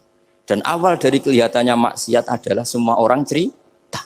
Akhirnya maksiat dianggap biasa saja. Jadi kalau semua orang cerita zaman mondok nakal itu akhirnya semua orang yang nakal. Oh itu niru kiai ini, karena ini niru kiai. Kan repot. Tapi kalau semua kiai sok suci atau suci betul, dan semoga ya suci betul, kan yang maksiat, yang mau maksiat ini gak punya alasan. Karena masternya gak pernah maksiat. Meskipun sebagian yang seutuhan gak pernah konangan, tapi gak tahu pokoknya yang penting seperti itu. Itu hebatnya konsepnya. Saya dulu ya eskal loh. Kok? Ya tadi kullu ummati mu'afan illal mujahirin. Saya dulu eskal kan. Tapi setelah baca Ihya kata Imam Ghazali, karena Allah itu enggak suka zuhurul ma'asi. Allah enggak suka kalau maksiat terlalu muncul. Dan termasuk sebabnya muncul adalah setiap orang jujur menceritakan masa lalunya. Penelitian itu saya berkali-kali bilang tidak harus orang-orang pinter banget sebetulnya, karena perangkat yang disediakan Allah ini juga menyediakan untuk orang-orang bodoh, dan itu hikmah terbesar dari Islam. Jadi Islam ini bisa difahami orang pinter juga oleh orang-orang yang nggak pinter. Saya punya kenangan tentang ilmu astronomi, kita belajar falak itu jelimet Pak Fathul Wahid, jelimet sekali. Ketika ada perdebatan misalnya awal Ramadan itu Ahad sama Senin, saya lagi misalnya Ahad, Minggu sama Senin. Karena kita ini di pesantren kalau bilang Minggu itu kadang dilarang, harus bilang Ahad. Apalagi kiainya Pak Fathul Wahid di Kudus, Kiai Torehan itu fanatik, itu nggak boleh orang bilang Minggu, harus bilang Ahad. Yang lucu itu ada seorang kiai yang sangat fanatik terhadap Islam, itu nggak mau kalendernya ditulis kenaikan wafat Isa Al-Masih. Karena keyakinan umat Islam bukan Isa yang wafat tapi Sibeh Isa. Itu di kalender Kudus kan wafatnya dalam kurung Sibeh Isa, ya, yang menyerupai Isa. Jadi saking fanatiknya tetap menulis sesuai keyakinan. Saya teruskan. Orang kadang bilang begini, cara orang yang tidak mendalami ilmu. Sama-sama kiai, sama-sama ormas Islam kok beda awal Ramadan, sehingga jadi debat Ahad atau Minggu sama Senin. Saya punya mak-mak ya, kalau orang sepuh itu yang dulu ikut buyut saya. Jadi saya ini generasi kelima, itu orang itu muammar, ditakdir umurnya panjang. Itu bilang gini, Gus, sebetulnya untuk tahu kalender yang benar mana itu gampang katanya. Cari tanggal 15. Nanti kelihatan siapa yang salah. Ternyata betul. Kalau dihitung Ahad, nanti 15-nya misalnya jatuh hari apa, nanti kelihatan. Ternyata pas yang dikatakan 15 versi Ahad itu bulan belum purnama. Purnamanya itu di versi mereka yang tanggal 16. Berarti benar mana? Yang Senin kan? Tapi yang versi Senin ternyata betul pas 15 pas purnama. Artinya apa? Allah menyediakan perangkat untuk menguji Senin apa Ahad dengan cara awam, yaitu nunggu tanggal 15. Artinya gini, kata siapa yang tahu itu hanya orang pinter gitu. Orang awam juga bisa tahu. Karena agama ini milik bersama, ya milik orang pinter, milik yang tidak pinter. Sehingga dalam pola-pola Islam, di antara madhab Syadzili, madhab Thariqah Naqsyabandiyah, itu beliau di antara kampanyenya gini, kata Thariqah Naqsyabandiyah, Thariqah kami ini yastawi fistifadatiha ar-rijalu wasibyan. Popularitas Thariqah saya mudahnya difahami ini antara orang pinter yang sudah dewasa sama anak-anak kecil ini sama.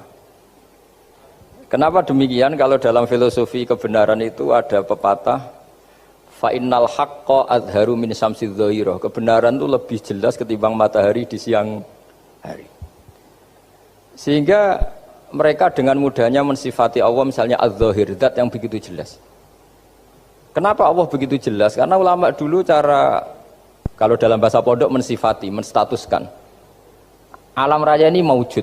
Maujud itu ada.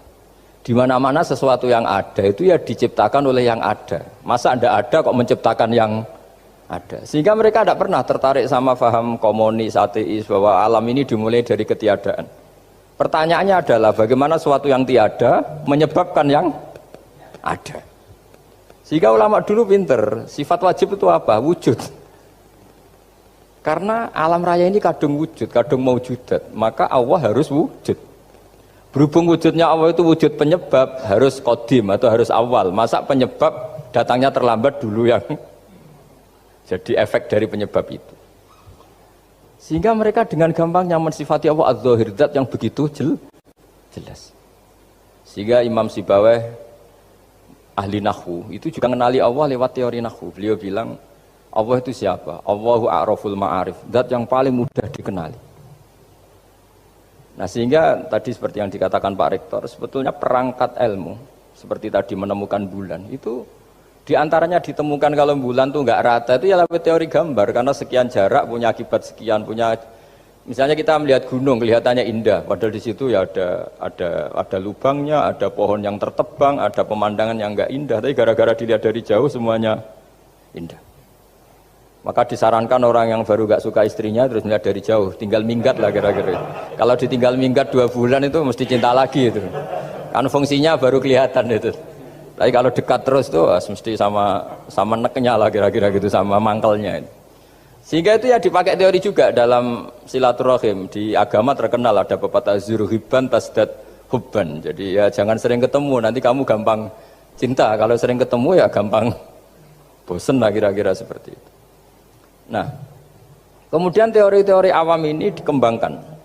Yang awam, jadi dulu orang menemukan matahari itu besarnya kayak apa, rembulan besarnya seberapa, itu dilihat setiap kita melihat mobil, itu jarak 1 kilo masih kelihatan sekian meter. Nanti kalau 2 kilo berkurang sekian senti, kalau 3 kilo berkurang sekian senti, terus dikalikan ya kira-kira seperti itu.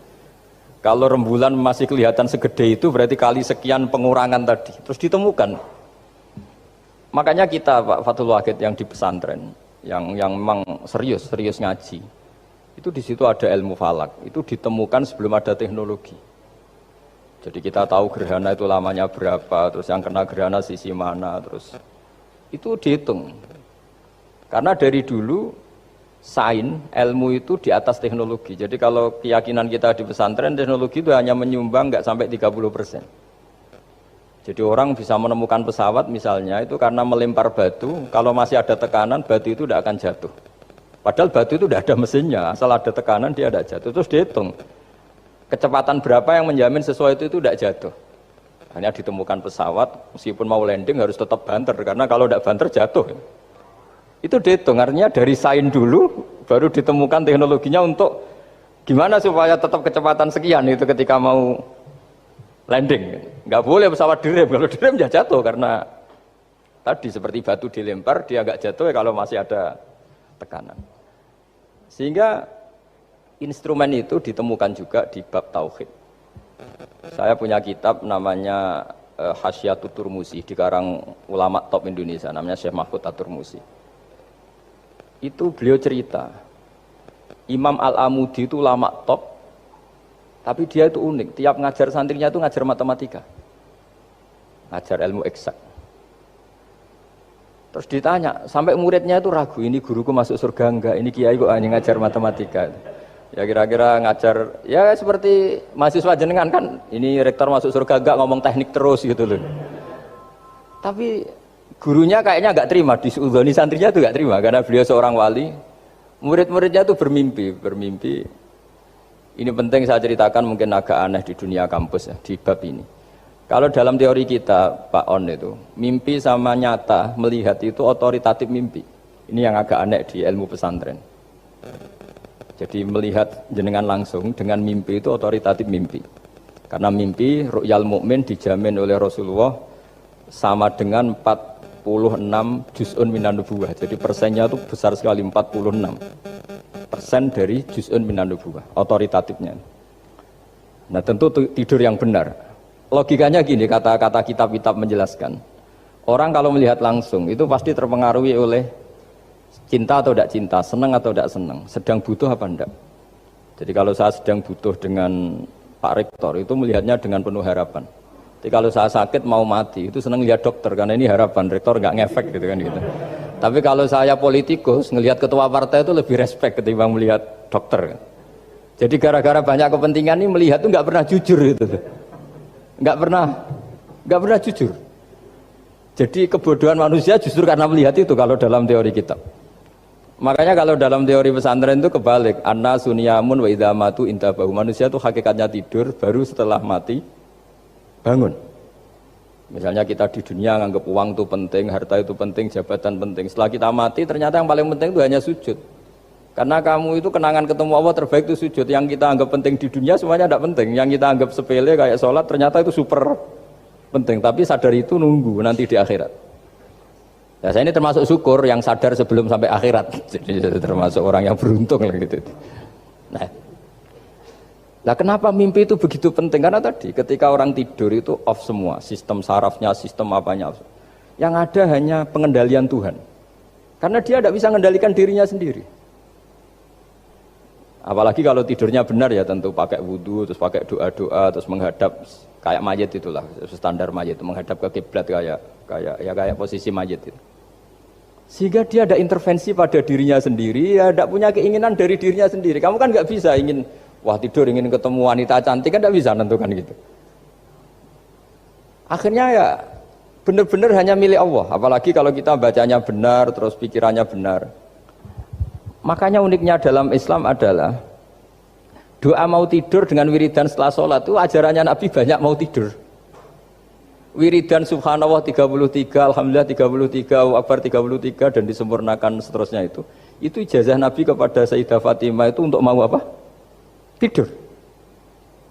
Bismika wada'tu jambi wa bismika arfa'u, sampai doanya panjang. Allahumma aljatu zuhri ilaika, panjang sekali doa mau tidur. Saya yakin jenengan ndak hafal dan ndak. Paling ya bismika wada'tu jambi apa? Bismika Allahumma ahyawamu. Itu sebagian ustaz bilang itu doa ngaji katanya. Oh, itu. Ada seorang ustaz saking mangkelnya, ibu sudah baca doa ngaji? Belum, tak juara. Bismika Allahumma ahya bismika wa amut. Wah itu kan doa mau tidur Pak Ustaz. Iya biasanya kalau ngaji tidur. jadi doa itu kalau itu doa mau.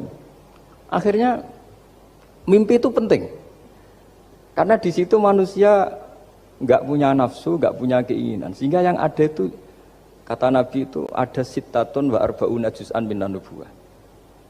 Sehingga dulu itu mimpi itu jadi sarana betul. Kita tahu kan cerita orang-orang dulu, Fir'aun itu kurang jahatnya, kurang kelirunya.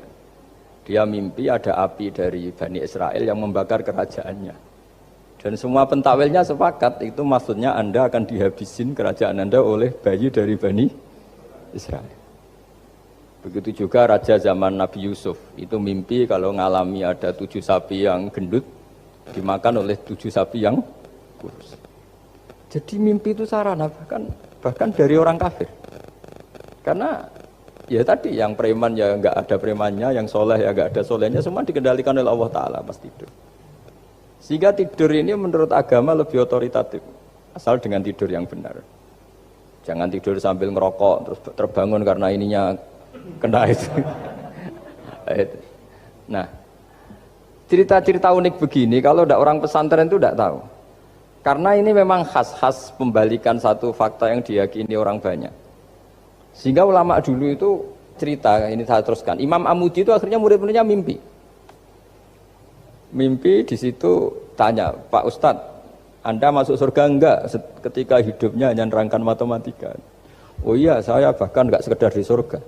Malaikat dikumpulin Allah untuk mendengarkan presentasi saya ngajar matematika. Jadi kata dia cerita, Allah bilang gini ke malaikat, hei para malaikatku, kenapa kamu iman sama saya? Ya karena saya melihat engkau ya Allah, melihat kekuasaan engkau. Tapi imannya orang ini itu melebihi iman kamu. Wah ya tidak bisa, saya melihat engkau langsung, ini tidak melihat engkau langsung. Kenapa begitu yakin seperti yakin kita? Oh iya. Terus Imam Amudi, silahkan ajari matematika. Imam Amudi mulai ngajari matematika. Terus beliau ngajari ya sederhana. Angka 2, 3 sampai ribuan sampai jutaan itu bin nisbat ilal wahid nisbatun wahidah, yaitu nisbatul far'i ilal asli.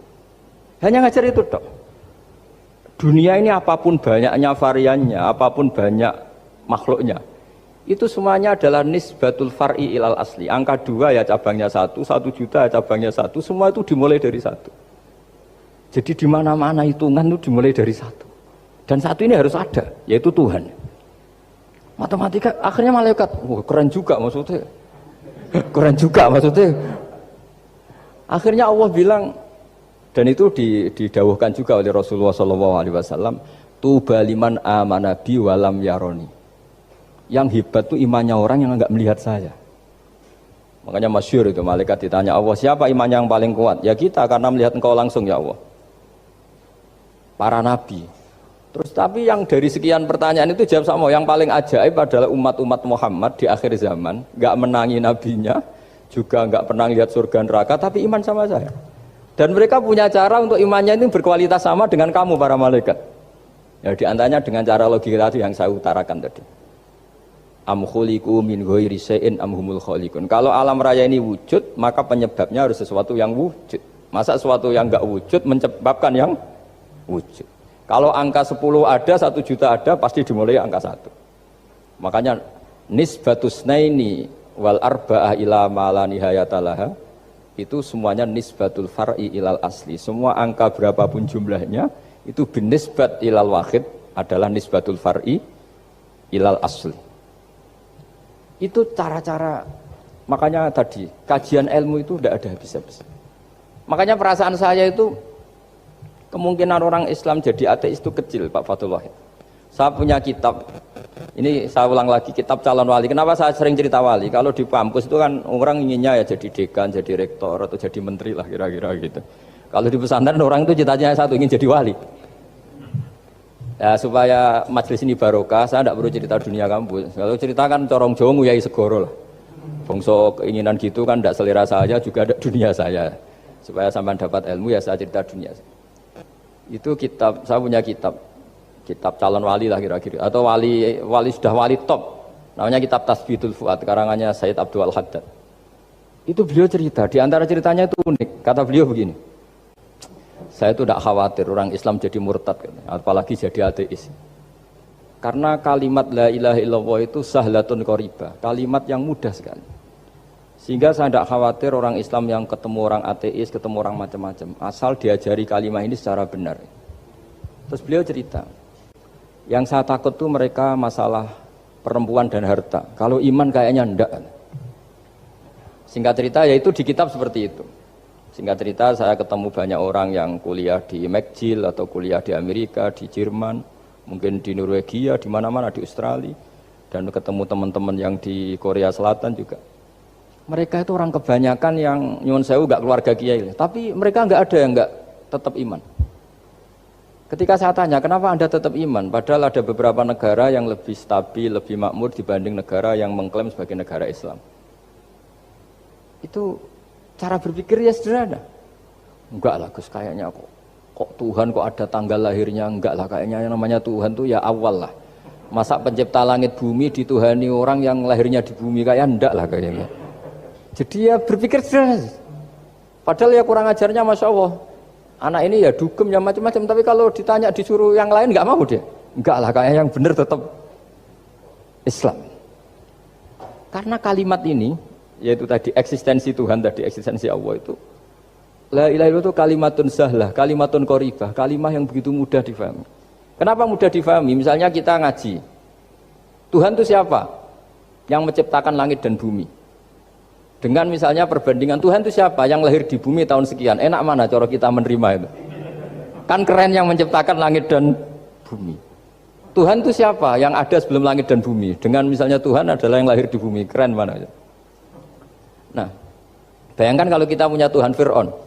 Sudah mati jadi tontonan kan, terus gak keren maksudnya punya Tuhan kok seperti itu.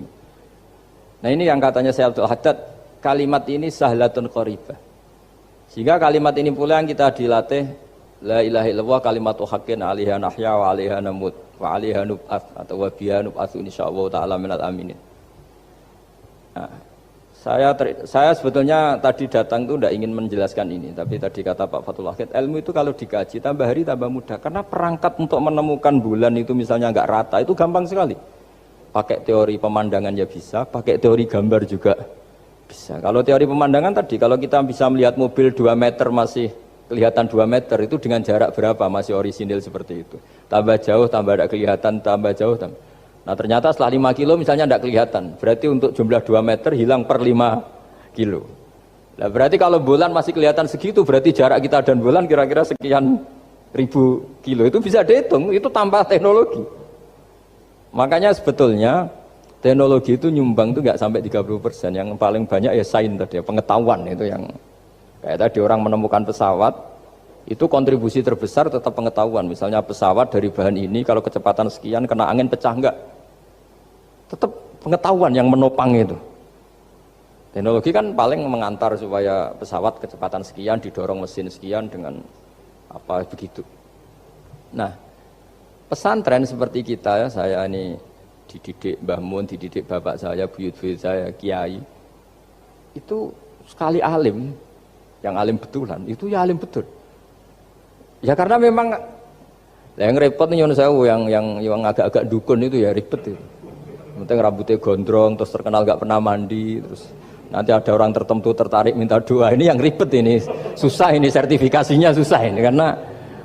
Tapi kalau kita ini di pesantren yang cara sertifikasinya jelas. Jadi berani jadi Gus harus bisa baca Mu'in gitu, berani jadi Kiai harus bisa baca Wahab. Aturan mainnya jelas kalau di ini. Yang repot tuh yang sebagian itu aturan mainnya tidak jelas. Terus promosinya itu pernah datangi menteri loh, pernah datangi, wah ya ribet kalau ukuran keren tuh didatangi apa? Menteri atau pejabat. Saya teruskan ya, karena ilmu itu harus menyelamatkan kita sampai di depan Allah Subhanahu wa Ta'ala. Nah, ketika kita menyifati Allah itu az-zahir, zat yang begitu jelas. Itu kalau kita kan kok begitu jelas padahal nggak bisa dilihat, terus kita sendiri tidak pernah melihat. Tapi eksistensi Tuhan sebagai Tuhan, yaitu al-wajibil wujud, itu jelas sekali karena nggak mungkin suatu yang wujud diciptakan oleh yang tidak wujud. Kenapa harus awal? Masa pencipta datangnya terlambat? Terus juga harus bakok itu abadi atau al-akhir kalau dalam bahasa Quran. Masa zat yang superior kemudian kalah sama yang diciptakan?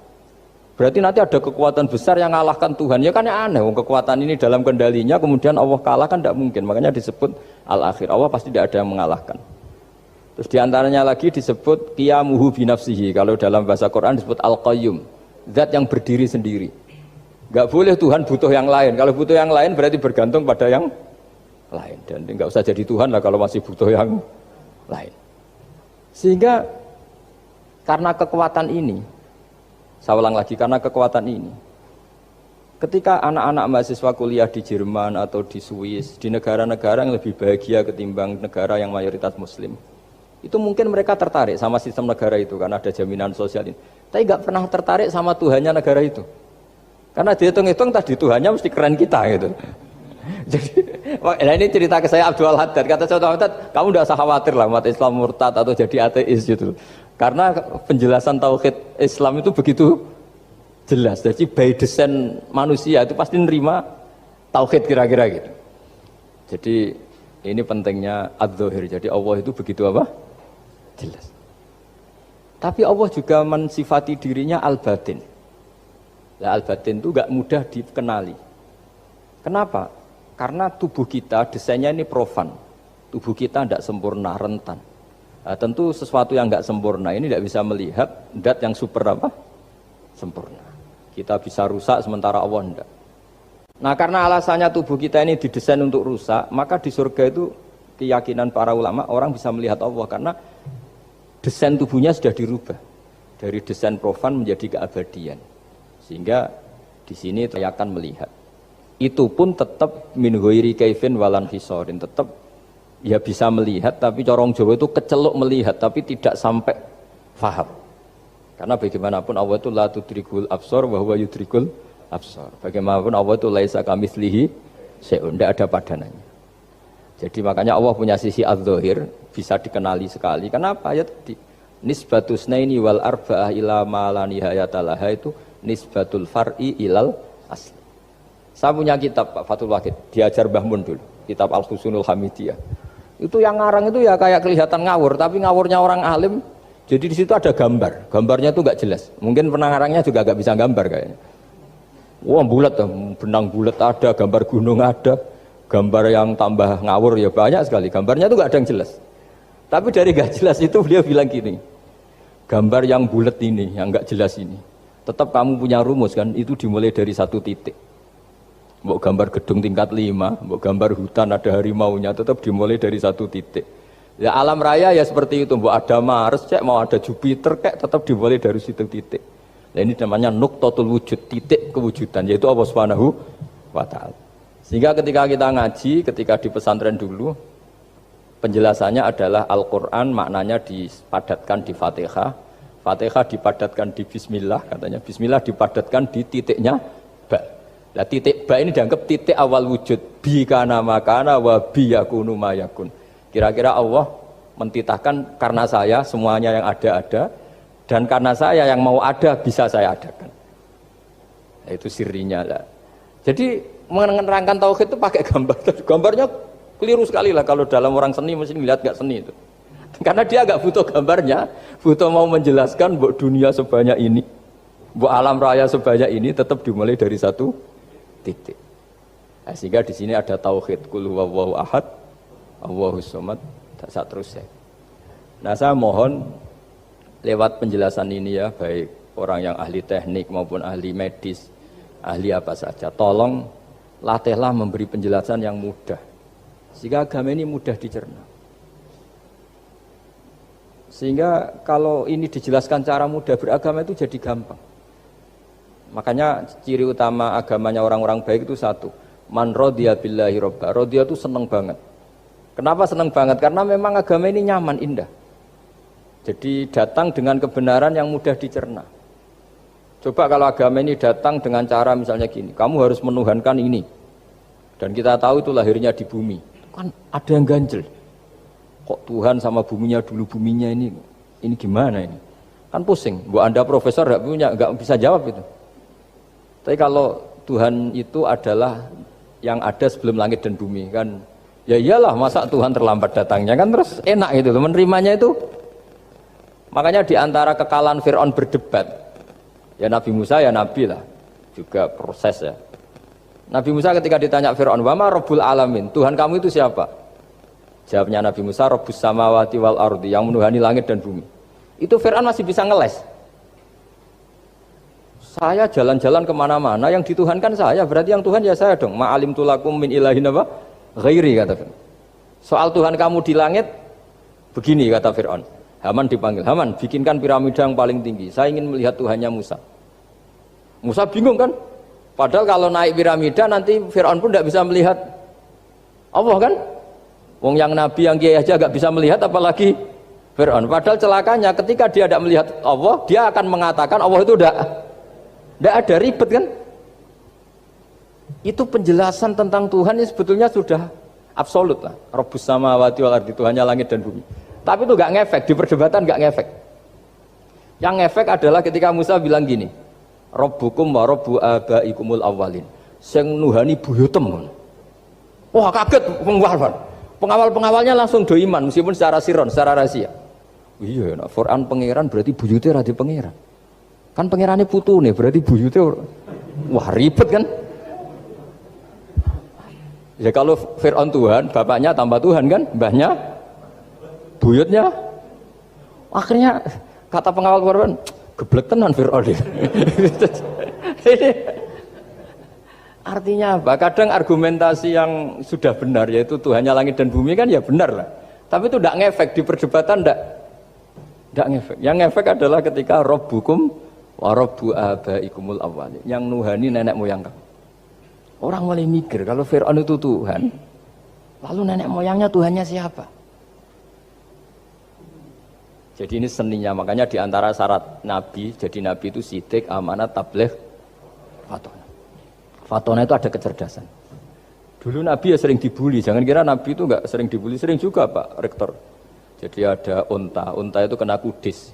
Kudis itu ya jenis penyakit menular lah. Nabi dengan teori tawakalnya, Nabi itu punya dua teori, kadang pakai teori tawakalnya, kadang pakai teori preventif.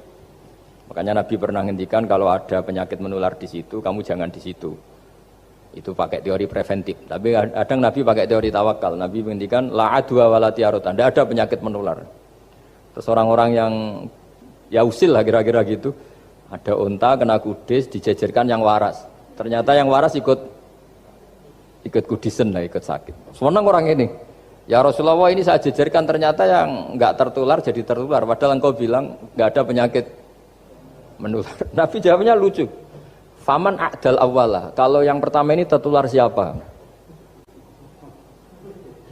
Dia dikira Nabi itu kalah karena melihat unta yang kedua. Ternyata Nabi enggak, ketika dipanggil ya Rasulullah ini unta agak gudikan, tak jejerkan yang kudisen, ternyata ikut kudisen. Berarti penyakit itu menular. Tapi Nabi jawabannya faman a'dal awwal. Lalu yang kena penyakit pertama tertular oleh siapa? Wah itu asli dari Allah. Ya maksud saya seperti itu kata Nabi. Nah itu yang dikatakan fatona. Jadi Nabi itu harus punya sifat apa? Fatona. Karena dengan kecerdasan itu Nabi bisa berargumentasi. Kayak tadi, ketika Fir'aun dikatakan Allah yang menuhani langit dan bumi, Fir'aun masih mengklaim dia Tuhan. Karena di mana-mana dia dituhankan. Tapi ketika diingatkan bahwa kamu anak seorang manusia, punya bapak, punya kakek, punya buyut, punya canggah kalau bahasa Jawa. Lalu kalau kamu yang Tuhan, dan Tuhan dimulai Anda, lalu mbah-mbah kamu Tuhannya siapa? Gak bisa jawab kan? Akhirnya banyak punggawa yang saat itu iman. Jadi iman itu bisa menghunjam kepada siapa saja termasuk yang orang-orang topnya Fir'aun. Sehingga ketika Fir'aun rapat Musa harus dibunuh besok, tangkap besok. Sebagian mereka itu membocorkan informasi itu. Datang ke Musa, tadi malam kita ikut rapat, keputusannya Anda dibunuh, maka larilah kamu. Itu barokahnya iman. Artinya ya karena logika Musa lebih masuk akal ya mereka lebih percaya sama Musa. Tapi gara-gara profesi ya tetap kerja. Dan yang mulai ribet dunia. mulai ribet jadi. Makanya kamu jangan tanya kaifa hukmul mukmin sing yukhfi imanahu. Bagaimana hukumnya orang mukmin yang menyembunyikan imannya demi aman. Ya tidak usah kamu jawab. Kalau kamu jawab boleh ini kok kayak pecundang. Kalau kamu jawab haram pernah terjadi itu. Wa qala rajulun mu'minum min ali fir'auna yaktumu imana. Ya, ini khazanah ya, jadi saya mohon mengkaji Islam itu harus dengan sisi-sisi yang bisa difahami orang pinter juga orang bodoh. Kata Imam Ghazali banyak itu, karena hadatin itu harus difahami orang pinter juga orang bodoh.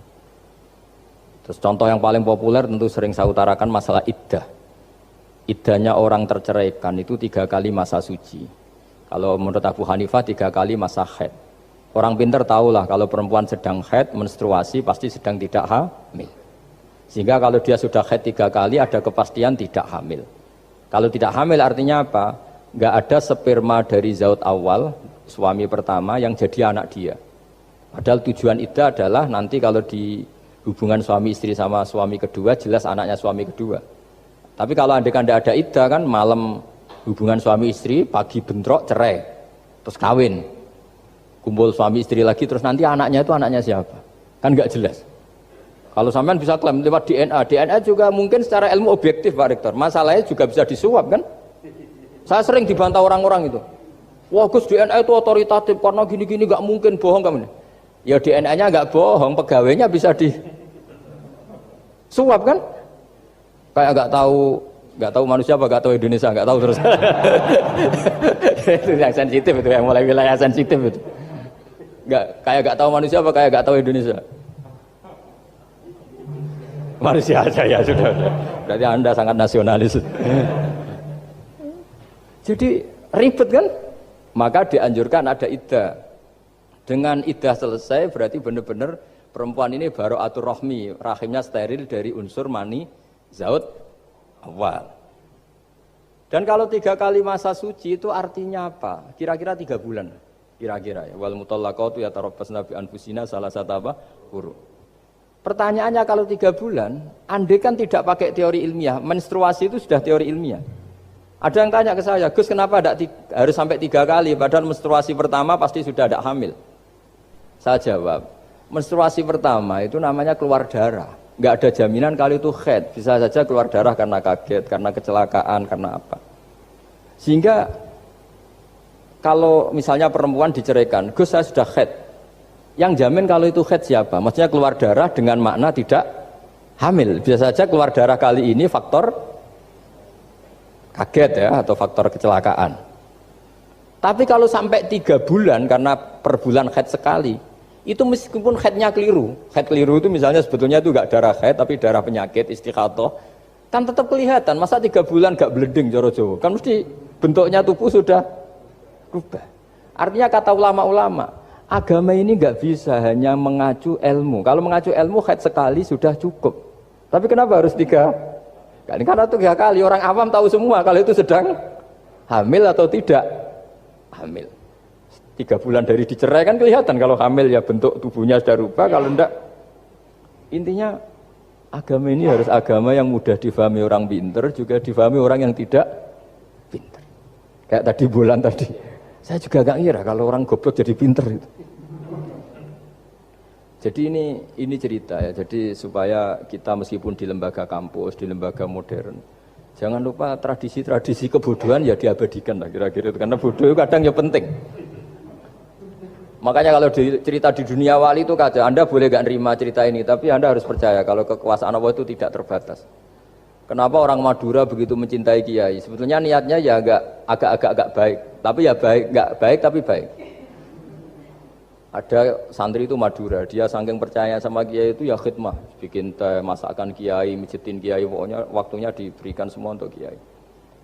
Dan dia nggak pernah ikut ujian, apalagi ujian kelulusan disertasi dokter nggak pernah dia. Kalau sekolah nggak pernah ikut ujian. Sudah ya saya ridho jadi orang bodoh, sementing ikut jenengan. Suatu saat orang ini mati. Kiainya tuh pusing, waduh mati. Ini di dalam alam mimpi itu, kamu boleh gak percaya, nggak wajib percaya memang. Ini kan ada akidah, jadi tidak wajib percaya. Ditanya sama malaikat, Marabbuka, Tuhan kamu siapa? Jawabannya lucu, malaikat kamu itu gimana? Di mana-mana tanya sama orang pinter, orang bodoh kok kamu tanya? Pusing kan malaikatnya. Di mana-mana namanya tanya, itu ya sama orang pinter, masa orang bodoh ditanya? Yang bener aja kamu. Makanya bodoh ini ya senjata, makanya ini kita kalau pinter ya alhamdulillah, kalau bodoh ya alhamdulillah. Karena bodoh itu penting. Kalau negara ini tidak makmur, yang disalahkan mesti para rektor. Gunanya apa ada rektor kalau nggak solusi bagi bangsa ini? Orang bodoh pasti nggak disalahkan kan? Nanti kalau ada hisab, kenapa Indonesia carut marut? Yang dipanggil Allah itu menteri rektor, pasti itu. Apa kontribusi Anda sebagai orang pinter, sebagai profesor, sebagai orang bodoh aman? Santai, nggak kena panggilan kan? Karena Anda harus bertanggung jawab. Akhirnya terus malaikat tanya, lalu yang pinter siapa? Yang di atas itu, kiainya yang nalkin itu, yang di atas itu. Walhasil kiainya itu karena wali itu dengar. Ya wile cung bodoh kok terus nganti wis mati. bodoh kok kamu bawa sampai mati. Jadi kadang orang bodoh itu ya pinter tadi. Malaikat tuh kamu tuh gimana? Di mana-mana tanya itu ya sama orang pinter. Orang bodoh kok kamu tanya. Ya ribet kan kalau sudah ketemu seperti itu. Nah, Nabi juga sering ngalami ngalami dialek sama orang bodoh. Kadang Nabi yang ngalah, kadang logikanya orang bodoh itu lebih gampang. Itu ada orang pencari dop itu semacam kayak biawak ya. Tapi tidak biawak, kayak semacam biawak. Itu ketemu Nabi, kamu tahu kalau saya ini Rasulullah? Tidak tahu ya. Ya kamu harus iman kalau saya ini Rasulullah. Hatta yu'mina laka hadad dop. Ya kalau hewan ini iman sama kamu ya saya iman. Ribet kan ukurannya itu. Waduh, untung Nabi betul. Terus Nabi tanya, Dop, kamu tahu kalau saya Rasulullah? Terus Dopnya saat itu bisa bicara, asyhadu annaka Rasulullah, terus baru iman. Imannya tanya, kenapa kamu iman sama Rasulullah? Hewan aja tahu kalau dia Nabi, apalagi manusia. Sehingga di masyhur itu di acara-acara kita kalau wadhabbu wal ghazalah yasyadani laka bir risalah itu wadhabbu wal ghazalah yasyadani laka bir risalah. Sehingga kekeliruan kita, saya sering ngomong di mana-mana, matur di mana-mana. Masyarakat Indonesia mayoritasnya tetap yang enggak pinter. Orang Islam mayoritas yang enggak pinter. Lalu orang enggak pinter ini diabaikan sehingga mereka tidak jadi energi yang luar biasa untuk mengawal Islam atau mengawal Indonesia. Itu keliru menurut saya. Menurut saya orang-orang yang enggak pinter pun itu punya nurani. Zaman kita dijajah Belanda, itu tidak semua orang rektor, tidak semua orang profesor, tidak semua orang kiai, tidak semua orang alim. Mereka orang-orang yang enggak terpelajar, tapi tetap tahu caranya melawan apa? Belanda, melawan penjajah. Karena tadi manusia ini diciptakan itu sudah punya pengetahuan. Seperti mukadimah dibaca Pak Rektor, Iqra wa rabbukal akram alladzi 'allama bil qalam 'allamal insana ma lam ya'lam. Jadi bawaan manusia itu akan tahu untuk sesuatu yang perlu diketahui meskipun dia orang bodoh. Saya ulang lagi, meskipun mereka orang apa? Orang bodoh. Nah, di sini ini Islam datang yastawi fistifadatiha fistifadati syariah ar-rijalu wasibyan, bahwa ukuran kebenaran itu adalah siapapun mudah tahu. Bahwa angka 2, angka 3, angka 5 itu adalah far'ul wahid, cabang dari angka 1. Fal aslu huwal wahid, yang asli adalah angka 1. Dan 1 ini harus 1. 0, itu ditemukan untuk setelah ada angka 1, jangan keliru kamu. Tanpa ada angka 1 tidak ada 0, 0 ada gunanya kalau ada 01. Misalnya ada orang bilang, tapi kan ada 0,5, tetap saja harus ada angka 1, nggak bisa. Kamu bayangkan 0,5 kan karena ada 1. Artinya apa? Kamu bilang separuh dari 1. Tapi itu pun karena sudah ditemukan aljabar. Makanya kalau dalam matematika Arab, mungkin di sini banyak orang eksak. Kalau matematika Arab itu mudah sekali, Pak. Orang Arab itu nggak mau bilang 2,5. Misalnya zakatnya tijarah itu 2,5. Itu kan kalau kita zaman SD kan garap porogapit. Itu orang Arab nggak mau. Saya pernah cepet-cepetan garap matematika, yang ahli matematika sama saya, itu cepet saya. Karena saya pakai matematika bodoh. Justru itu gampang. Kalau orang Arab cara berpikir gini, kalau bilang 2,5 itu rubu'ul usur. Apa? Rubu'ul usur. Dari rubu'ul usur gini, 1/4 dari 1/10. Jadi misalnya 100 1/10-nya berapa? 10. Setelah 10, 1/4-nya berapa? 2,5. Jadi bertahap, rubu'ul usur. Sehingga misalnya gitu, 1 juta kan angkanya nolnya kan 6. Kalau kamu porogapit 2,5 kan kuweselan nggih porogapit. Kalau orang Arab gampang, 1 juta 1/10-nya berapa? 100. 1/4-nya 25. Berarti 2,5-nya 1 juta. 25.000. Orang Arab bilangnya rubu'ul usur. 1/4 dari 1/10. Jadi di 1/10-kan dulu baru di 1/4. Jadi lebih cepat. Sampai pakarnya tanya, Gus kok bisa gini? Wah, aku anak kiai ngawur ya. Saya ini, makanya banyak orang pesantren itu pintar matematika. Sebetulnya matematika yang model, ya sebenarnya kayak agak model bodoh itu. Tapi itu gampang, orang awam gampang. Kalau kita kan enggak, misalnya zakatnya zuruk, zakatnya tanaman itu 1/10 atau 1/20. Kalau orang Arab enggak mau 1/10 atau 1/20. Berarti kalau 100 ton atau 100 pintal berarti berapa? 10 atau 5 kan? 1/10-nya 100 berapa? 10. Kalau 1/20-nya 5. Kalau hitung-hitungan di fikih zakat orang modern kan 1/10 atau 1/20. Kalau orang Arab nggak mau bilang gitu. Zakatnya zuru itu al-usyur, 100 ton misalnya 10. Atau nisful usyur, separuh dari 1/10. Jadi nggak mau bilang 1/20. Usyur atau nisful usyur. Gampang mana coba? Ya kan, usurnya kan 10. Kalau nisful usur 5 atau 1/20. Daripada gawe poro gapit, wah seruat. Jadi kita ini yang kelihatan goblok matematikanya ya pinter juga gitu. Meskipun juga tetap goblok karena ada nekuni gitu. Sehingga di pondok itu ya dulu diajarkan faraid, falak itu ya gampang sekali karena memang hitungan Arab gitu. Kalau bilang 2/3 itu sulusani apa? Jadi 6. 2/3-nya 6 berapa? 6 sulusnya berapa? Sepertiganya 2. Nah, sepertiga itu sepertiga 2 kali. Berarti berapa? 4. Ya, 6 itu 2/3-nya kan? Pokoknya bahasa Arabnya sulusan. Kalau orang terjemahnya berapa? Kalau orang 2 kali sepertiga, Pak. 2/3. Sulusan itu 2/3. Nah, itu kalau orang Arab bilang enggak 2/3, sulusani. Sepertiga 2 kali. Jadi 6 di sepertiga dulu 2. Nah 2 itu 2 kali. Berarti berapa? 4. Jadi itu. Nah Quran itu ya kira-kira gitu. Jadi kelihatannya goblok, tapi itu pinter gitu. Yang porogabit kelihatannya pinter, tapi tidak pinter. Ukuran orang pinter yang mempermudah yang sulit. Jangan mempersulit yang mudah kan itu. Makanya saya bilang ini yang pinter yang mana itu. Nah, saya kembali lagi ke tadi. Jadi agama ini datang dengan sebegitu mudah. Sampai matematika yang katanya sulit, itu matematika Islam itu mudah sekali. Karena tadi, misalnya kalau 1 miliar zakatnya 2,5% berapa? Kan pusing kan? Tapi kalau kamu pakai teori rubul usur 1 miliar, usurnya 100 juta. 1/4-nya 25 juta. Berarti per 1 miliar. Gampang mana coba sama ngomong itu? Nanti ada yang nyeleduk, gampang kalkulator Gus.